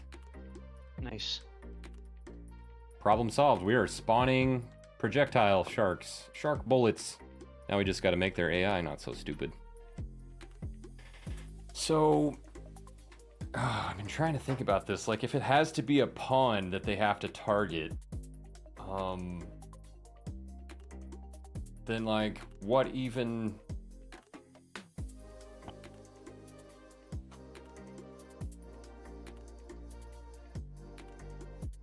Yeah, what even would they... this this is a little funny. We might take a step backwards with this idea, but Oh, this is one thing you lagging? could do perhaps would be, instead of creating it as a projectile, create it as a thing that immediately shoots a projectile and has like a pawn associated with it. This is going crazy. Well, I feel like what that does is it kind of, you know how I was talking about the challenge of so. spawning them both and linking them together? Yeah. That kind of solves that problem, all because you have like a single unit that is the shark, and it fires out of the spawn point and starts chasing your guy. We shouldn't and then actually you can need move that, his I don't think. spawn 'cause point whenever you if- want. If I'm understanding it correctly, that's called casting in the context of Unreal. So like, maybe I'm wrong. If you know differently, please tell me to put my foot in my mouth. But I'd like probably right- call it like a parent object or a parent. like check this out. So right now I just have it say on begin play, cast to the blueprint first person character. Here's a reference to the character to attach to that, and then we're going to say as blueprint first person character, we get the mesh from that and then set it as the homing target component for this projectile movement component of the black tip projectile. I know that's confusing as shit, but that's how they have this set up. that's Yeah. Unreal 5. So this is for the shark. Whenever a shark spawns, it gets Right. the player and it says that's what I'm chasing. Yeah. Yeah, exactly. Yeah. So this is And I saying think you here's the could player keep and we're going that. to target that. Huh? You could keep that there. You would just, I guess, give the projectile a pawn that it could kind of Yeah, that's what I'm thinking is maybe we'll make like an invisible pawn that I'll for now, and I'll figure out some way for it to like I'm sure I could make an array of these pawns. I think it just has to be a static mesh. Is what I was looking up earlier, or I'm sorry, a skeletal mesh specifically. I don't think it can be a static. But I think what we can do is put some skeletal meshes that are invisible out in the world, plug them into an array like I did with the spawn points, and then have that randomize, and the shark will just pick a random one to go to, so it will appear to pick a target in a random direction. That makes could work sense? pretty well. The only I don't know. So the pawns, their purpose is for the fleeing behavior. I mean, I guess the wandering behavior and the fleeing behavior. Yeah. We want it for both. I think the random one works better for the wandering, but for fleeing, it might flee across the character. You know what I'm saying? Like if Yeah. the character is in the middle of the two, then it'll go right through the player, and that's you want it to kind of Yeah, tuck that and would be run bad. sort of thing. I don't know how we would handle that, because like I thought about it and I was like, okay, you could tell it to check for the distance from every target or potential target, and maybe choose the closest one.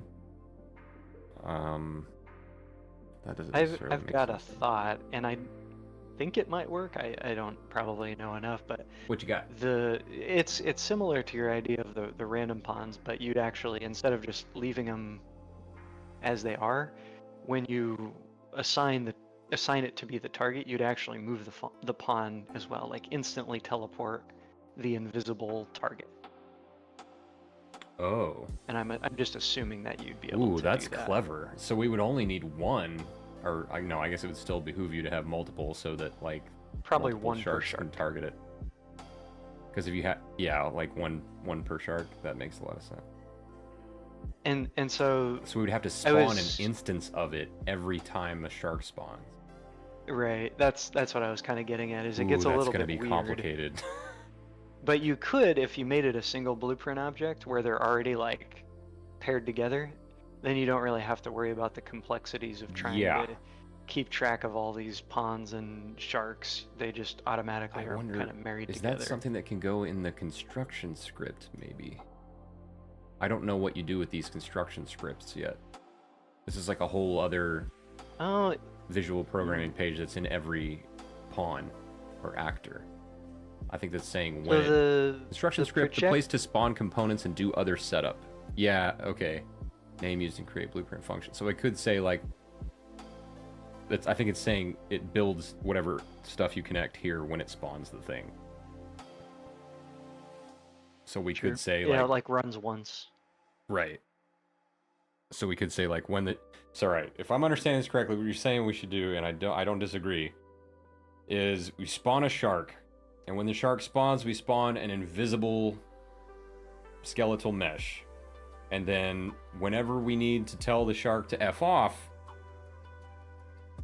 we will use the player's forward vector that we're already getting for the FOV check and teleport that a distance away from the player in front of them by some arbitrary distance that's far enough, and then immediately switch that to the shark's target. Yep. That makes a lot of sense, and I wish it didn't, because that sounds like a pain in the ass to script. But I love it. That's a really good idea. It might just be a few calls. I feel like the hardest one, for me at least, would be the distance, the vector math. I'm pretty bad at, to be honest. That part, so the math specifically, we could totally get AI to come up with. I'm not worried about that. It's the logic that cannot be trusted with. Yeah, that I have more of a strength in the logic than the vector math. So same. well, I just need it. I just have a problem with not knowing what the hell any of these boxes do yet, and why they are ordered the way they're ordered. Everything flowed left to right with Kismet, and now it's like you need to go back to the left to get your declarations of what each thing is attached to. Let me go ahead and fix this. And by the way, Matt, anytime you need a jet, feel free. You're welcome to stay as long as you want, but don't let me keep you from anything. Probably stick around a little while. I got an early morning, but I'm curious about maybe how far we get into this next step. Yeah. Random reachable point radius.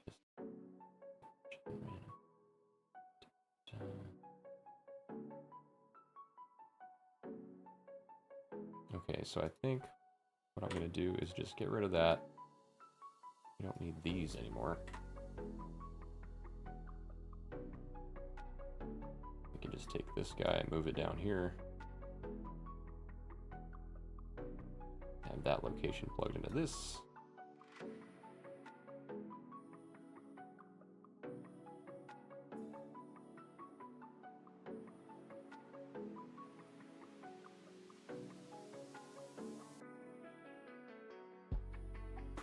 Cora, I forgot to ask you, did you have anything else that you wanted to share with us tonight? Maybe some new content you made or something? I like to give raiders an opportunity to share stuff if they want. Social medias, anything like that? You're still here. No pressure, of course. Okay, so this ought to work if we compile this. And now it ought to use all 3 spawn points, I hope.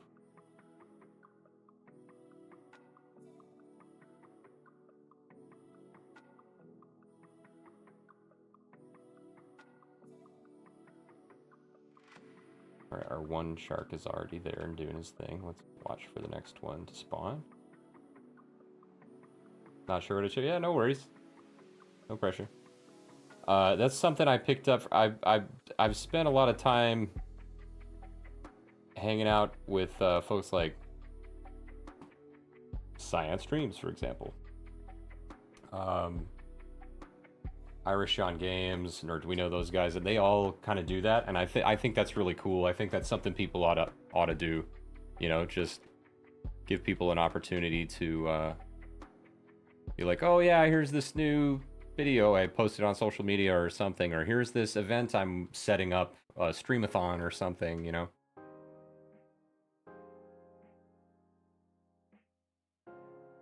Because if people know that you're in their corner and wanting to help promote them, it kind of makes you a more desirable raid target, right? To be like, hey, I'm not just gonna welcome you, but I'm gonna, you know, show people why they should come check you out.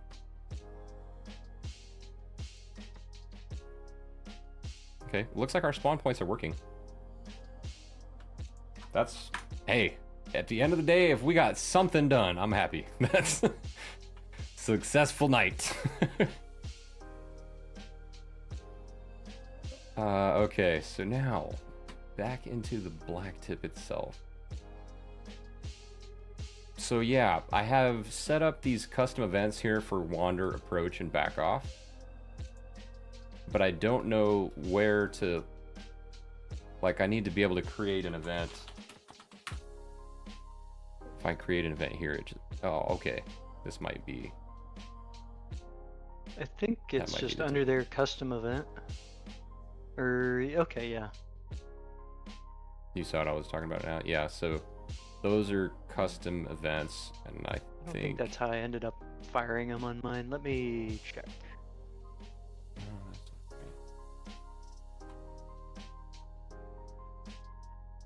Because, like, I need to start them somewhere. So right here, we don't need to do anything for if the shark is not in your field of view. Because it's already, by default, going to be set to having the player targeted. But if it is in the field of view, we need to switch the target to something else that is not the player right here. So here's the reason why right now, if I look at the shark, it kind of twitches, right? Here's what we're doing. We're getting the shark's location and subtracting the player character's location from that in terms of XYZ vectors.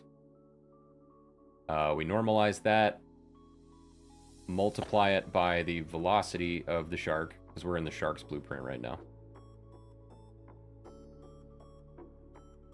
And then we set that as a new velocity on this set velocity in local space. And that is enough to get, because we're basically changing the orientation of the shark instead of the actual velocity.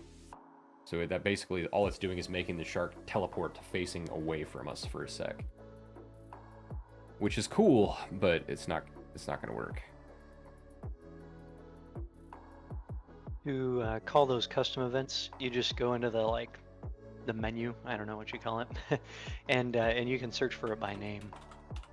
Ah, so now I should be able to do like wander. There it is. Yeah, it should okay. just be in there. That is badass. Why didn't I think of that? Thank you, Matt. That probably would have taken me another hour to figure out. It's the little things, man. So then what we want to do instead, I don't need this delay or any of this logic anymore. We can clean this up. Because I'm thinking I'll put the delay in the actual action itself, right? So here we just have, if the shark is inside the field of view, we'll print some text on the screen to confirm to us that it's working. And from there we will execute approach. Or no, if it's in the field of view, we need back off. Yeah. And if it is in the player's field of view, we can get rid of this. Actually, I'm going to need that in a second. Shark is not inside of the field of view, we don't do anything. Or we could tell it to go back to approach, but then the problem with that is that this is being triggered on event tick, so it's going to do this check every second.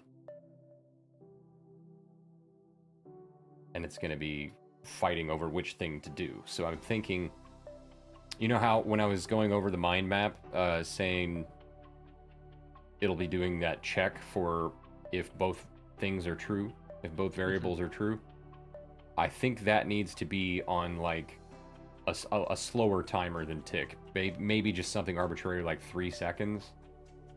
Does that make sense? There's a potential downside, which is then the sharks will realize you see them slower. True. But there might be another option. Yeah, that's what I've been trying to hash out today, because you get what the predicament is. Like, if we're doing this for sure on tick, and if we actually, here, let me move the window in the other screen here, and I'm just gonna go down there with the shark so you can see how the logic is firing. But start. Is it actually going to show it? What the heck? Oh, well, none of them spawned yet. Well, there's one. Why isn't it showing the flow of it? That's weird. Well, anyway, it's going to be doing that check every frame, is what I'm getting at. And, so it's going to go from targeting me to going away to targeting me to going away, just, like, constantly, and it's going to look like it's spinning in a circle. That's basically what it was doing when I had that vector command in there, and I didn't put a delay in there. So I actually ran had into a similar sort of issue with when I was toying around. Right. So unless I come up with a smarter way to... What if you do a delay after you take an action? So like, if it's making a change, if it's going to switch states, then you delay for however much time. But the check itself would always be on a fast timer. So let me show you this. Yeah. So that's what I'm thinking. This is going to be the check itself. Oh, okay, yeah. That's why we needed the variable. That's why we needed the bool. I think that makes sense, because we're going to say if it's constantly checking for this, and if this is true, then we don't actually need to back off yet. But what we need to do is we need to change the value of eye contact to true.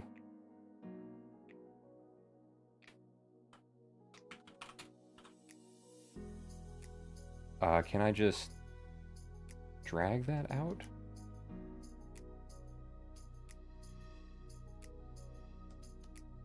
What does this do? Set variable to, yeah, eye contact, true. There we go. So that's doing it. So now, if the shark is inside the field of view, it's going to output that debug text to let us know, and then it's going to set the Boolean for eye contact to true. And then adversely, I can make this side of it set it to false. Oops. There we go. So now we don't even have to think about that. We can put all the actual logic for what the behavior does up here in the approach and back off and etc. Just if you go back a few steps too to where you were, with the branch and all that.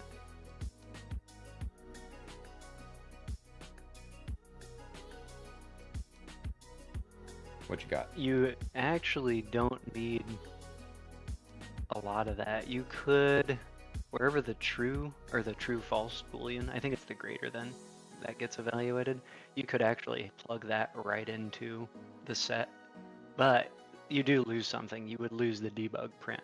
But you could probably come up with a different, I suppose you could just print the value immediately after you set the value too. And then you just have fewer branches in your code to kind of keep an eye on, if you will. Yeah, that's fair. I suppose we could do that later on, but for now, I kind of like having the reminder that it's actually doing something.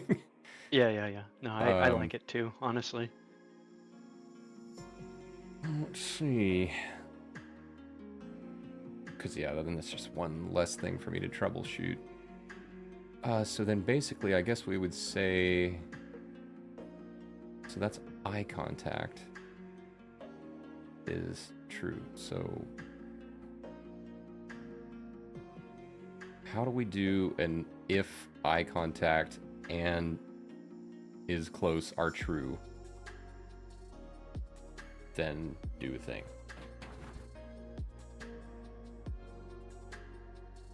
I probably should have just set this up on this logic until we get it working on this basic thing here and try to get it to target another actor, because it would be nice to at least know that that will work before I get too crazy in the blueprint. You think? Probably.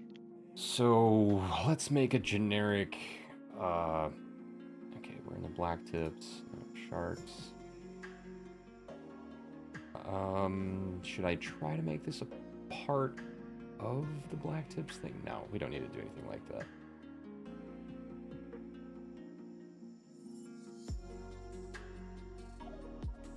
weapons, levels, materials. Not a shark. I don't want to put it in that folder.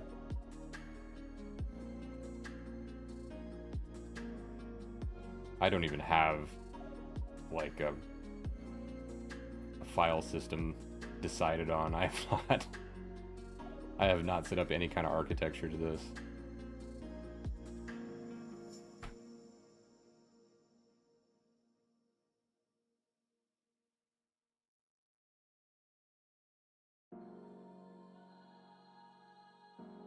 Put in the shark folder, that's fine. So we need something that they can target.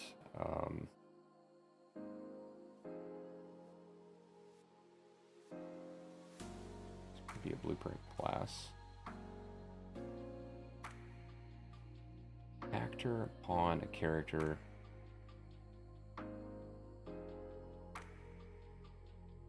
Pawn that can be possessed and receive input from a controller. A character is a type of pawn that includes the ability to walk around. Player controller is an actor responsible for controlling a pawn used by the player. Don't need any of that. So I don't think that a basic actor can be the target of a homing projectile. Let me confirm that.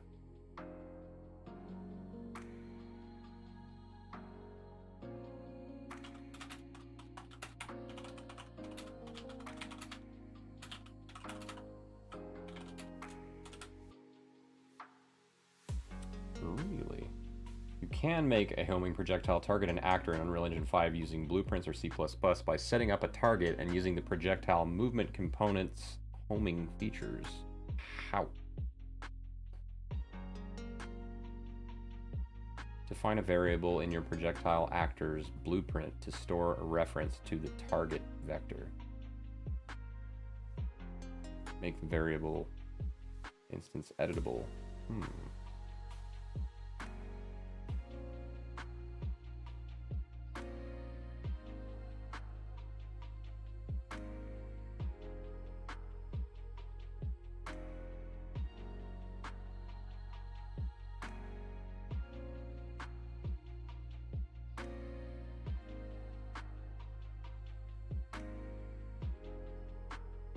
I don't think I searched right because I need to find out specifically like a list of what types of actors it'll work for.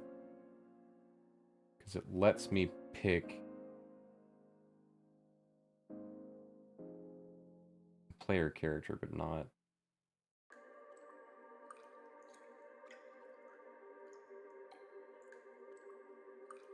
Let me find where is that logic? Hold on a sec. Okay, so this is the projectile.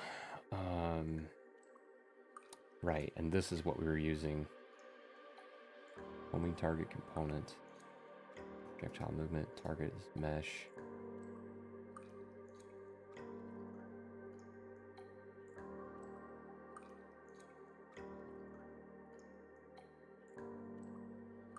If that... And that can't, you can't reference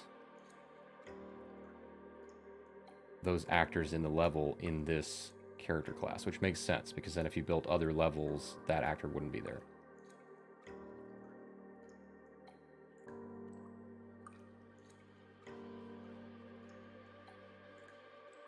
Our options for variables: booleans, bytes, integers, integer 64, float, name, string, text, vector. That could maybe.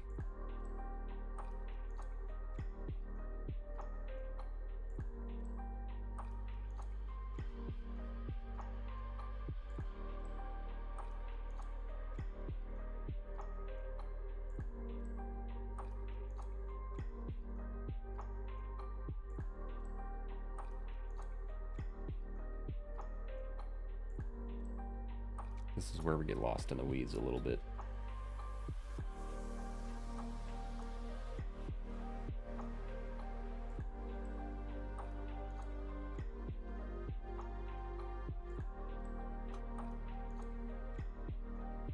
Let's see if I just drag off of homing target component, what will it allow us to put there? Get parent component.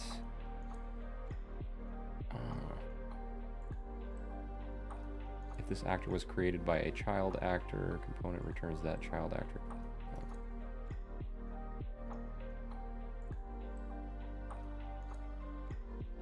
That's not what we want.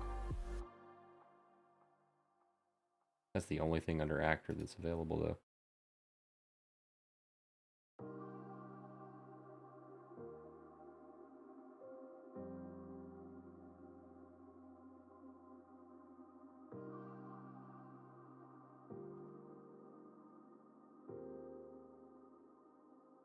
Read the value of the variable root component.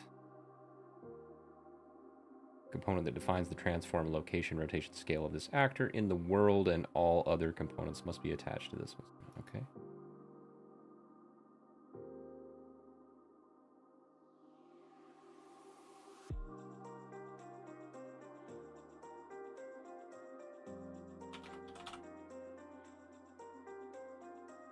Yeah, pick target actors from this.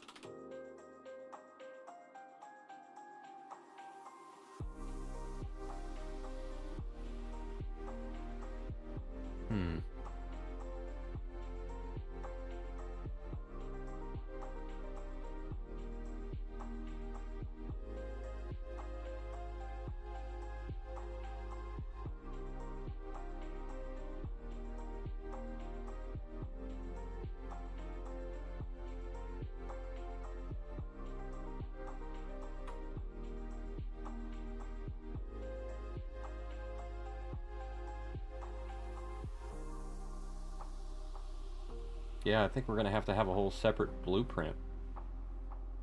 Unless I can find some other way to do this. I think I'm going to have another static mesh that has its own blueprint that we reference in here. I was kind of thinking of an idea where you have like a parent blueprint that shoots the shark. Like it, you know, just pretend it's like a gun. Yeah, call it like a spawn den or something. Yeah. You know, whatever it is. But it would be the thing responsible for spawning the projectile, the bullet. And then that would automatically start targeting the player from the get-go. But then maybe the parent thing, the spawn den, could have, how would I say this? It you know, you could the shark could be able to point back to it, and you could also move it. And so, you know, as you spawn one of the shark dens and it spawns a shark, it kind of is a one-stop shop for so if we were thinking of this in terms of Unity, this would be a prefab that basically, like, I could place one of these spawners and it would act as a spawn point for the sharks. Well, I'm thinking it would spawn a single shark, and you would spawn more than one of these, but it would give you kind of a place to just an additional target that you can move around the map to have the shark chase as well. Yeah, if each one's responsible for its own shark, then yeah, it'll go back to that one, and they'll all go in different directions when they flee. But you still might have the issue of if one of the spawn points is behind you, that shark may try to go through you to get to it. I think if you can,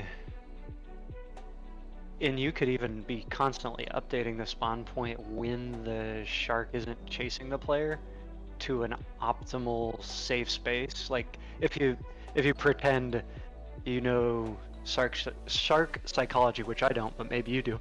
The shark probably has an idea in its head of where it would want to go if it was threatened.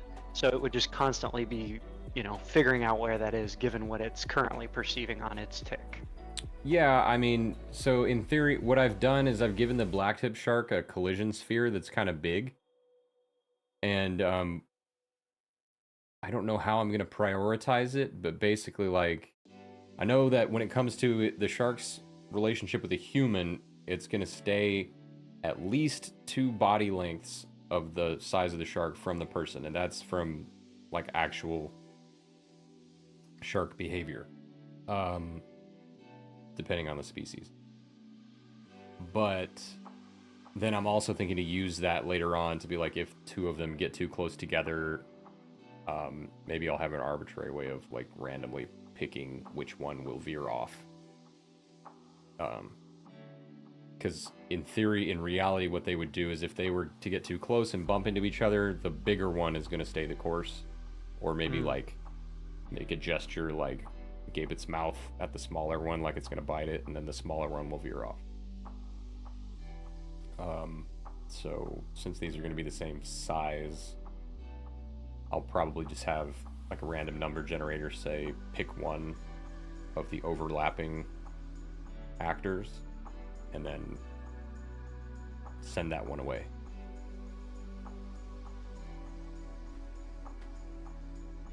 Let's see. So this can't be an actor. It needs to be a pawn. So a pawn that includes the ability to walk around. We don't need it to walk around, so we can just have it be a regular pawn. Let's just call it shark target test. Okay. This thing will need to have a static mesh. So let's assign it some sort of static mesh.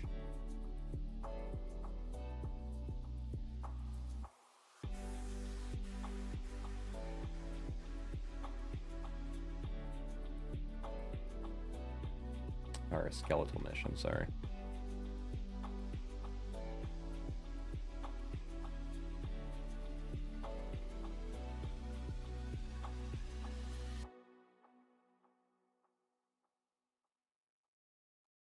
Here we go. Skeletal mesh asset. There's just a cube. Skeletal cube. Wait, if I use that, are we gonna have to delete that when I release it? That'd be bad. Whatever, we'll just use the same old shark. Alright. Now, let's shrink that down, because if I recall, that thing was huge. We'll do it to half, which I think is what I'm doing with the other ones. It might be a little smaller than that. They might be like 0.25. Okay, now,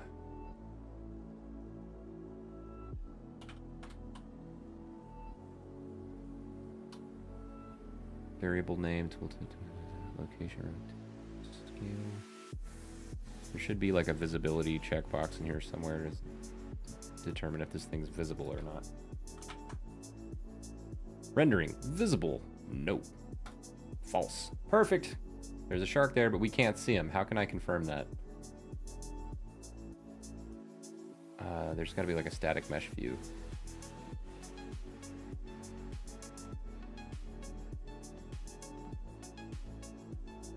Perspective.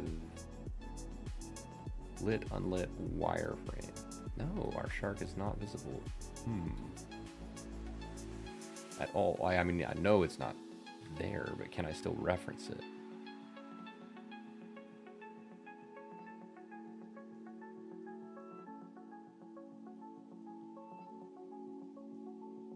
That'll remain to be seen. So if we don't render it, let's see if I can actually still target it.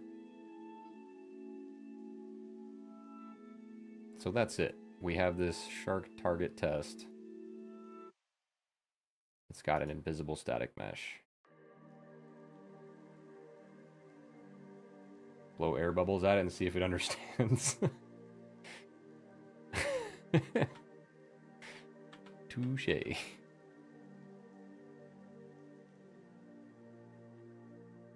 There's that 3 spawn points. It's the back of the boat, right? Yeah. I want to move that guy back there just so I keep looking in that direction for the shark. It would help if it's actually over there. 90. Nice. Okay. Now let's take this actor we just made and put it like way out here.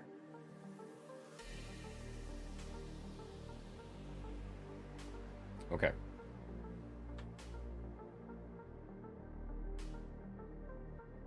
If it doesn't work, I'll try turning the mesh on, and if that does target it, then I don't know, maybe I can find some other way to hide it. There's got to be more than one way to handle visibility. There was always more than one way to skin a cat in Unreal, historically. So now we have that actor selected.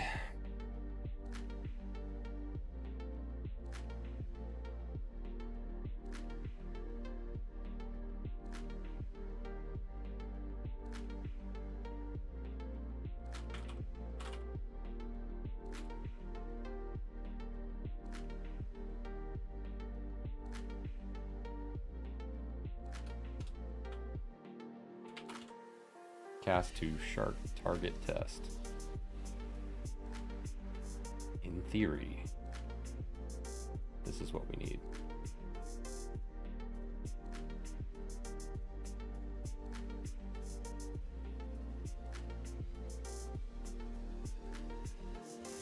That's get player character. That's not what we want at all.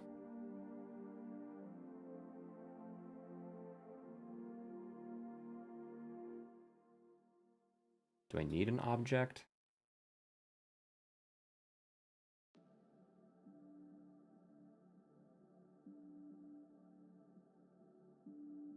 This is the part I find super confusing, because like we're already saying that you're casting this to the first person player, but then we're going further than that and saying you have to get player character and plug that into the object field. Why is that? That seems redundant, you know?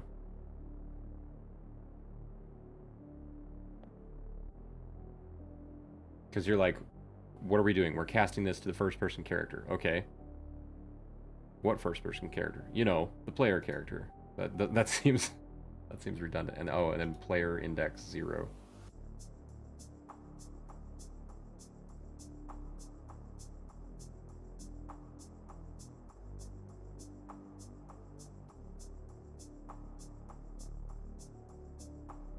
Thanks so much for coming by, Cora,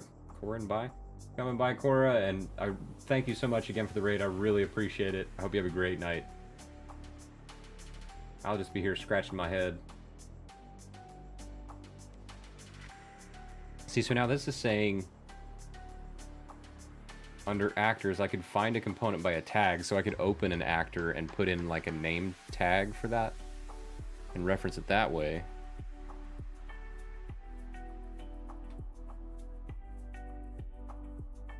Yeah, wheels. I don't know what happened there. And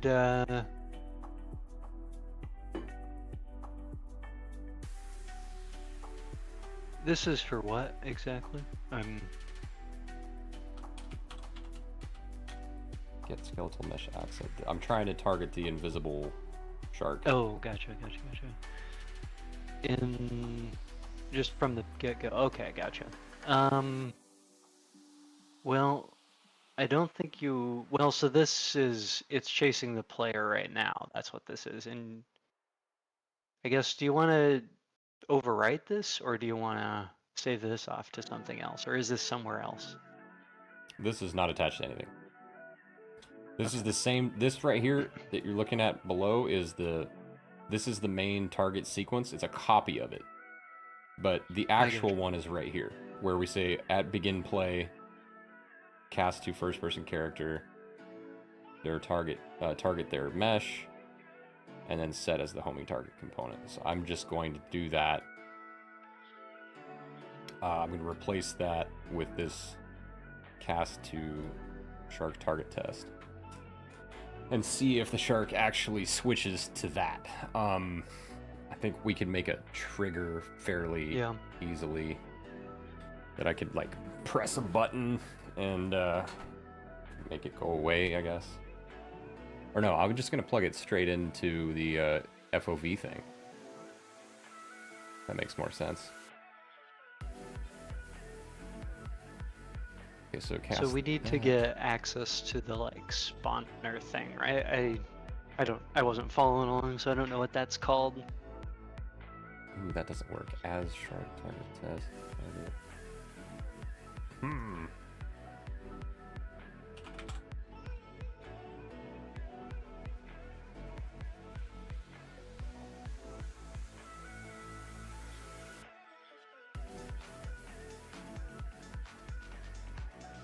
How was I able to get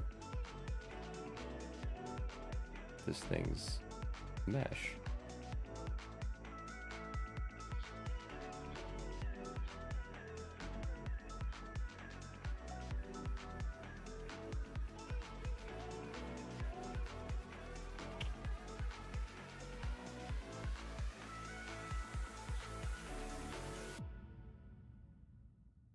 Character object reference is not compatible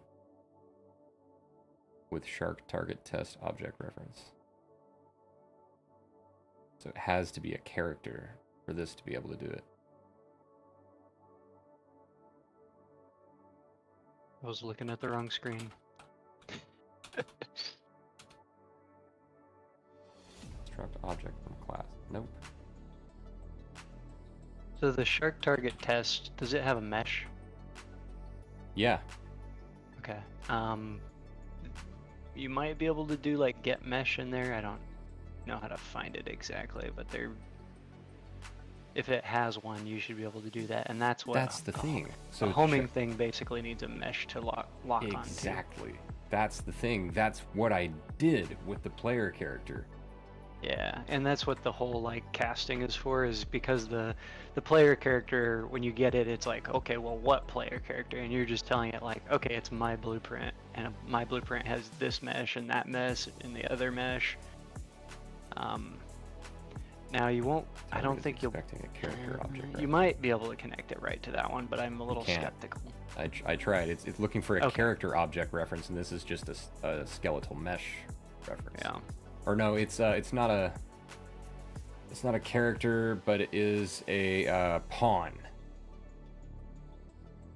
Okay. Yeah, I don't think you'll necessarily need to so the pawn, it has a mesh, right? Yeah. Okay, let me just figure out the right way to grab that particular one.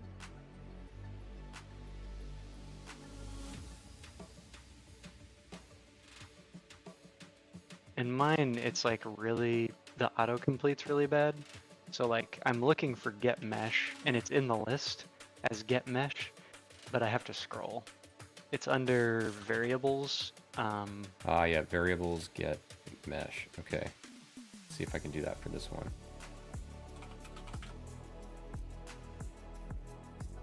Oh, your autocomplete works better than mine.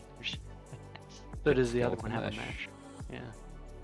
Da-da-da. I can put that guy back there so I don't forget it.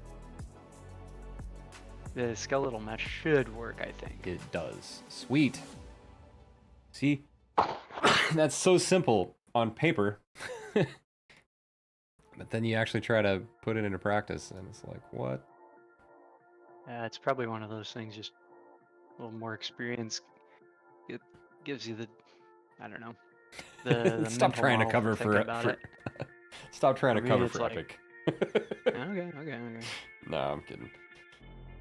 Again, I get why they make it the way they make it.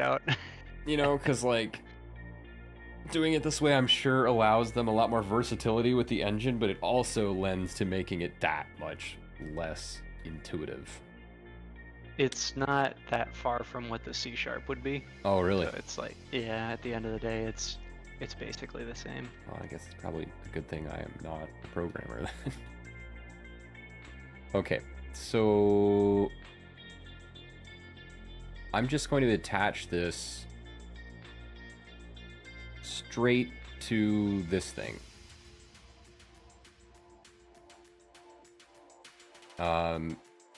I think we're gonna face south, so the shark won't be looking at me, so it'll get a chance to get close, and then when we look at it, it should go away. And continue going away. In theory, it should target that thing and go the opposite direction. Wait, what's the warning? Shark target test does not inherit from skeletal mesh. Cast to shark target test. What? Would always fail.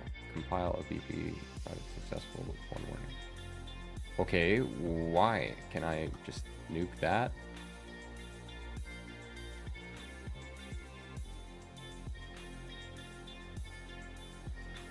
What do you mean?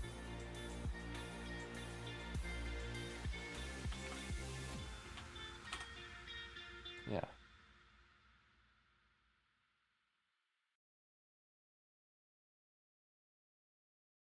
Now it's going to a wild card right now. That's freaking weird. No, you're inside the actual projectile, right? Not the... Yeah, I'm inside the black tip projectile right now.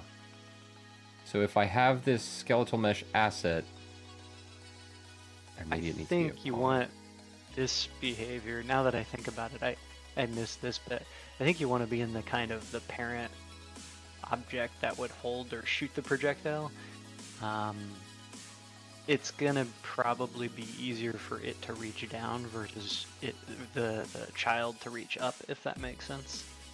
Well, as my understanding is, they don't have to have a parent-child relationship. You just tell it when the projectile should be, and it is. And you tell it where to be and when. You could. I guess. I thought the spawner was gonna shoot the projectiles. Yeah, not necessarily. I mean, you can manually place the projectiles or tell them when to start and stop existing. Yeah. So I mean, you certainly can make a thing that spawns them. And that could open a lot of doors, but I don't think it's necessary. Alright, hold on.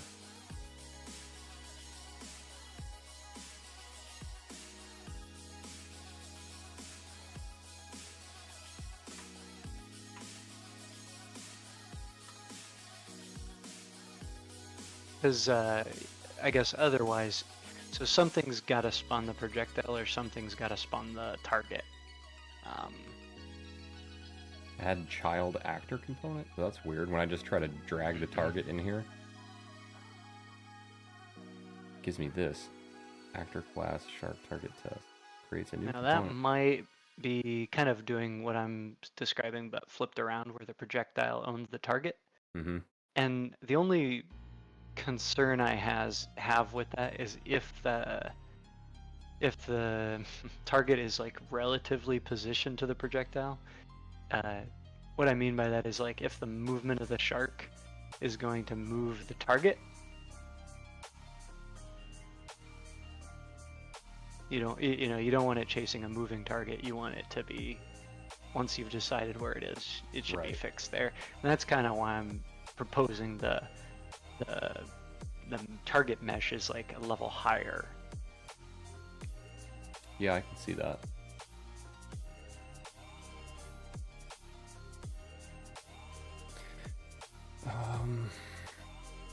First off, I just want to see why we can't. It's not here. Why we can't get this to work here. So before, what we were doing is we were just saying get player character. Okay. Can we just do get object reference? No. Get object.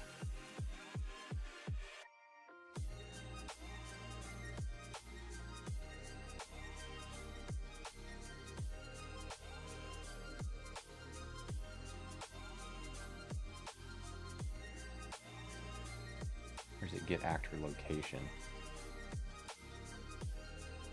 Yeah, get actor location. So.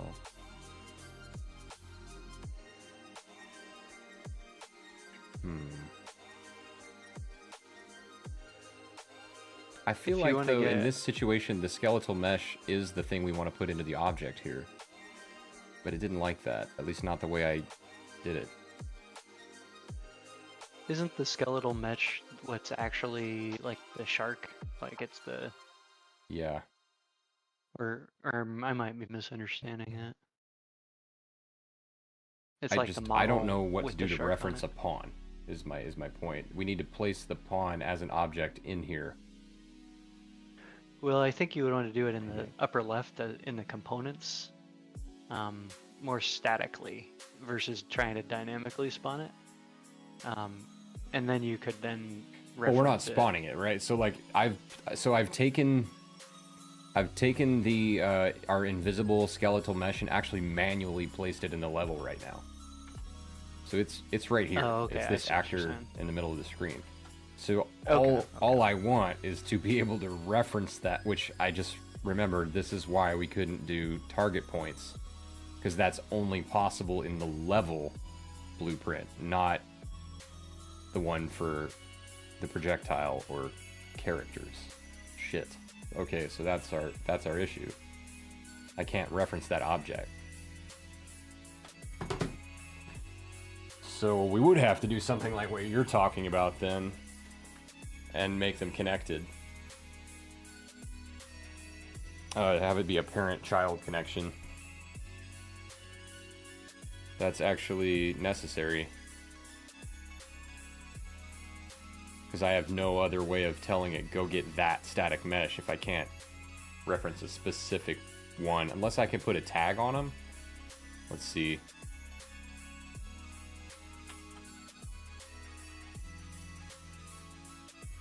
Yeah, there is a get components by tag, Yeah. and also by class, and a few different other things. That could be a mechanism by which you could get the target and do something with I'm it. just going to call that target test tag. That's index 0. Okay. So,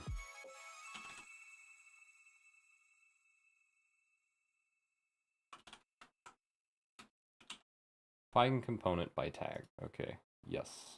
Please do that.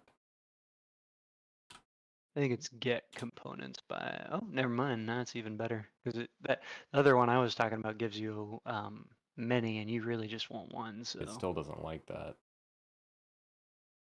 Component class is shark. Oh. What do you mean I can't reference it?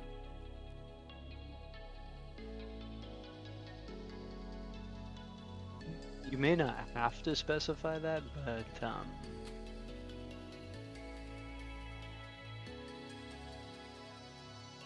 I'm also a bit skeptical that you don't have to. Yeah. It is an actor, correct? Cast to shark target test. We're already doing that. Yeah, it is an actor. It's a pawn specifically, so which is an actor. Which is an actor, yeah.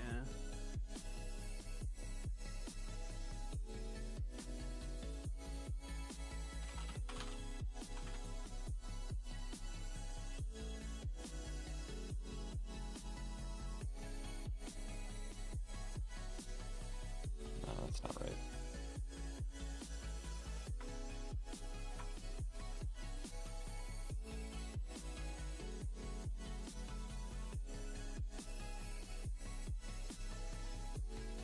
I would try it without anything. I am kind of guessing here, but sometimes you don't have to make all the connections. for it to We work, are although I wanting guess to it's giving target you a warning. skeletal mesh component. I know it's that. We want a skeletal mesh component of that blueprint Eventually. class. I guess eventually, but we might not be able to do it all in one step. Ah, Like, you're doing the cast and getting the skeletal mesh from the cast. Here we just need to get that's that. what I don't like- understand is I don't understand why we need this at all if we're doing that. If this is saying cast it to the target, and this is telling it to use the static mesh, what is this even for? What does this float for? So the one on the left is to get it by the tag. Then we turn it into The the specific shark target instance of test it. so we can get at the mesh.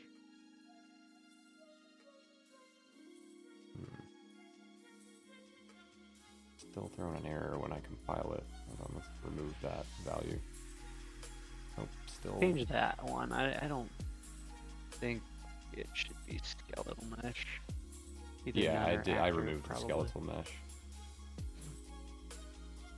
I just left the tag.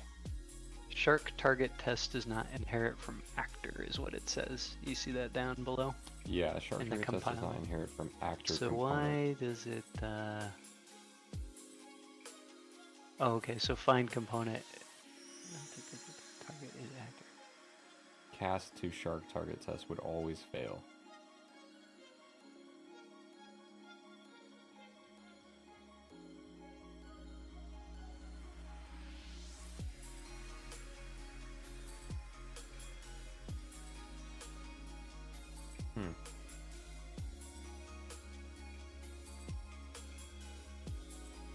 That doesn't sound right, given the way you described it Right. and what I saw earlier. I don't think it's just because I chose a pawn as the actor type. Yeah, I mean, I always thought pawns were actors. Yeah, so you have actors at, here.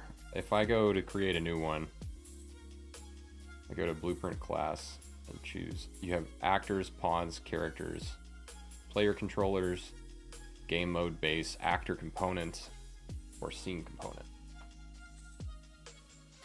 An actor component is a reusable component that can be added to any actors, which is what we're putting inside of all of these. Maybe that's what that needs to be.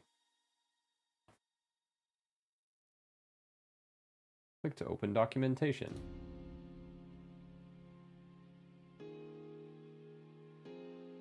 If you double click on like the shark target test, does it? I mean, I think I heard you say you were going to create it as an actor, but does it give you an indication that it is in fact an actor? Can that be verified?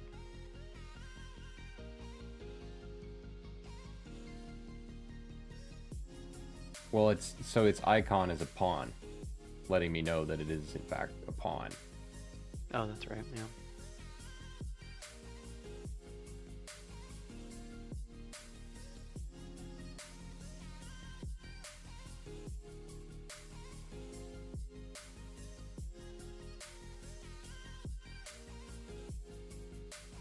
Only possessed by an AI controller if the pawn is placed in the world.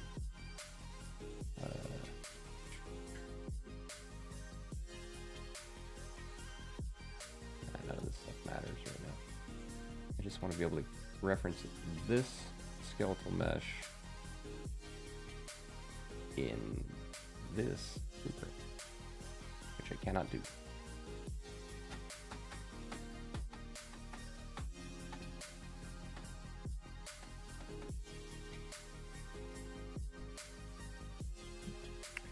Why not?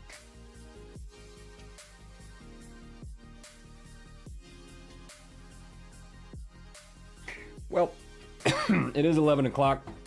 That's usually when I round things out anyway. I think maybe we ought to do that, and I will pour over this particular problem over the weekend. Let's go ahead and find us a raid target. See who's doing what tonight.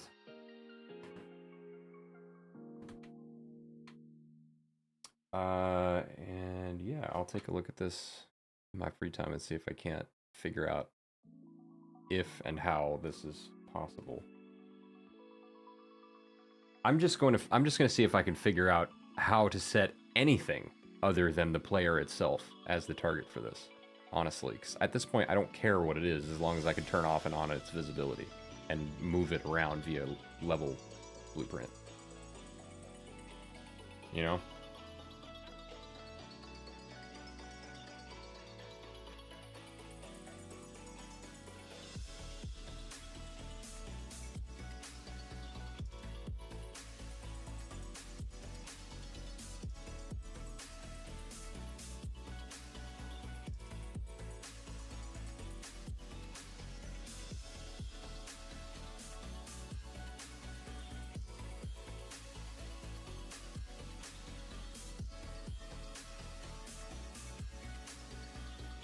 Yeah, it's so easy to lose an hour to trying to figure out how to solve these sorts of things. At least we got the spawner system working though, that's cool.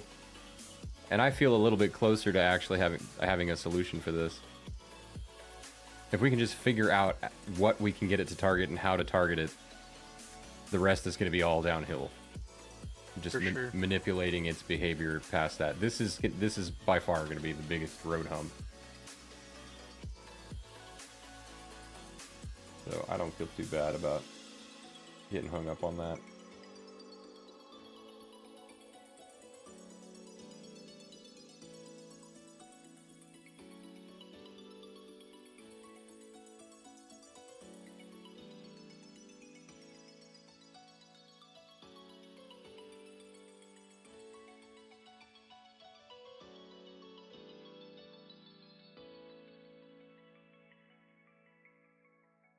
You know what? I have not rated this person before. Let's do that.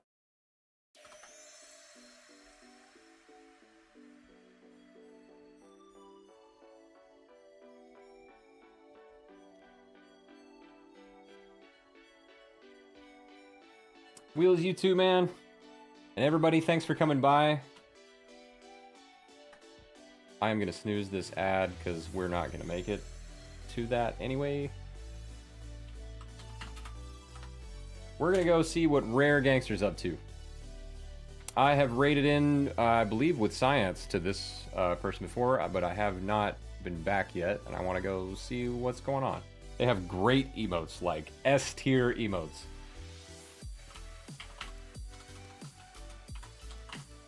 And on that note, grab your corresponding raid emotes, depending on whether or not you're a sub, and let's go see what Rare Gangster's up to. And I'll see you tomorrow night for some jamming out if you're up for it. Good night, folks.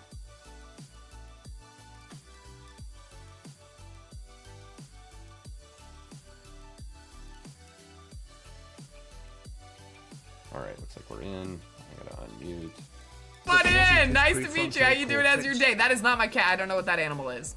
Ooh, software and game development. What kind of software were you wearing, and what kind of software were you wearing, and what kind of game were you developing? I'm somewhat of a software and game developer myself. All right. I invent the games you play with people. Yeah, in order to get dates and stuff when they're like, oh yeah, you got to play the game. I do that. No, I'm just fucking around. Anyway, how was your day? Welcome on in. Shark, let me give you a follow. Wheels, nice to meet y'all. If anyone don't know me, I'm Rare Gangster. I'm an 18+ variety streamer. Equal parts corny, horny, 100 parts fun. I'm about to be playing hardcore World of Warcraft. Once I get my green screen set up. And yeah, everyone from my community, if you're not following Shark Geek, please do. Give them some love, give them some shirt, give them some love that they have given us tonight. I did used to do a little bit of coding. I don't know what software you were doing, but I did like engineering software. I didn't do like Java or C++ or anything. I did like MATLAB. I love MATLAB. Hey, I'm a diver. No way, that's so cool.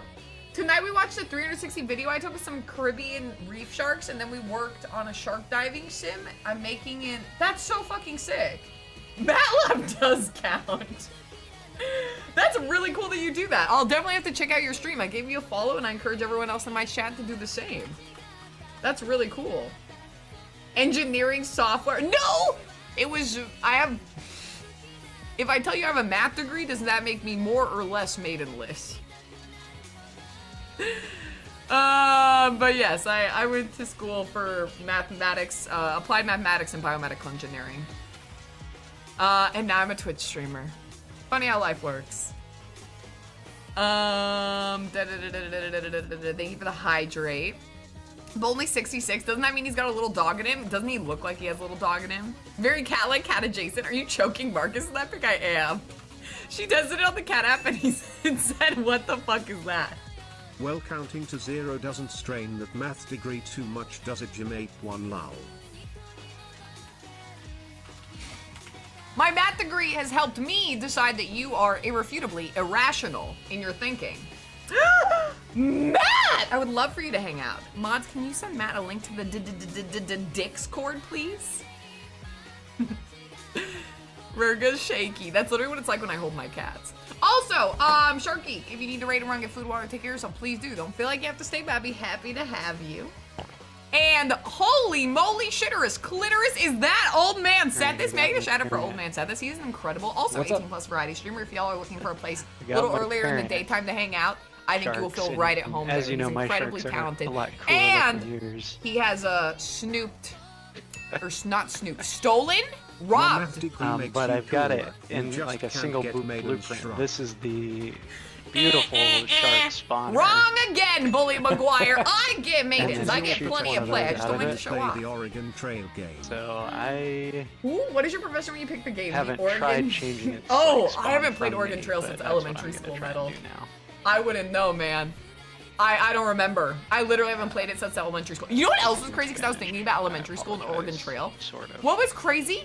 I don't know if in your guys' elementary school they did this, but they did this in mine. They had us do mock elections, like where you'd vote for the president. And I was like literally like 4th grade, 5th grade. So I didn't know politics.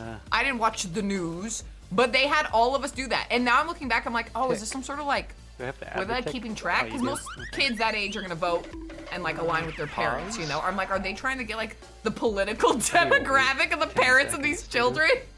Why did they do that? It's just so interesting. I guess I could just slow the tick. Hmm. Oh. Global pond. Headed home. Maybe it's Don't cause weak. chaos on my back. You got it. I'm just moving chat over right Oh, there we now. go. Yeah. We're gonna play some WoW. We'll give it 3 seconds. And then Did they do mock linebacker training in your high school as well that prepared Then I'll you get for the your shark. career? No, Fendi. But if It you should want, have a homing I can thing. dribble you against a locker like Rock Lee dribbled maybe. Gara in the shooting Do I have to cast it? See, guys, that's how you get ladies. You reference Naruto. So and if you're in a they just projectile and you no search eye contact, for no physical homing, hand that is a contact. thing. And then it's just a checkbox, and you literally define whether or not it is a homing projectile. Oh, Right. Fondo! So the We had a parent question. thing is not a homing We had a thing. question. And all that has while to you do were with is doing your is thing, how while it you might have been moves looking for a to the target. bit. Did you add the you know, mayonnaise one? Instead There's of being mayonnaise instead of sound casting a Do you straight remember that? line, We added the pickle one. it's gonna The night curve and Wow! Thank you, find a Rich. path Did to you it. add that?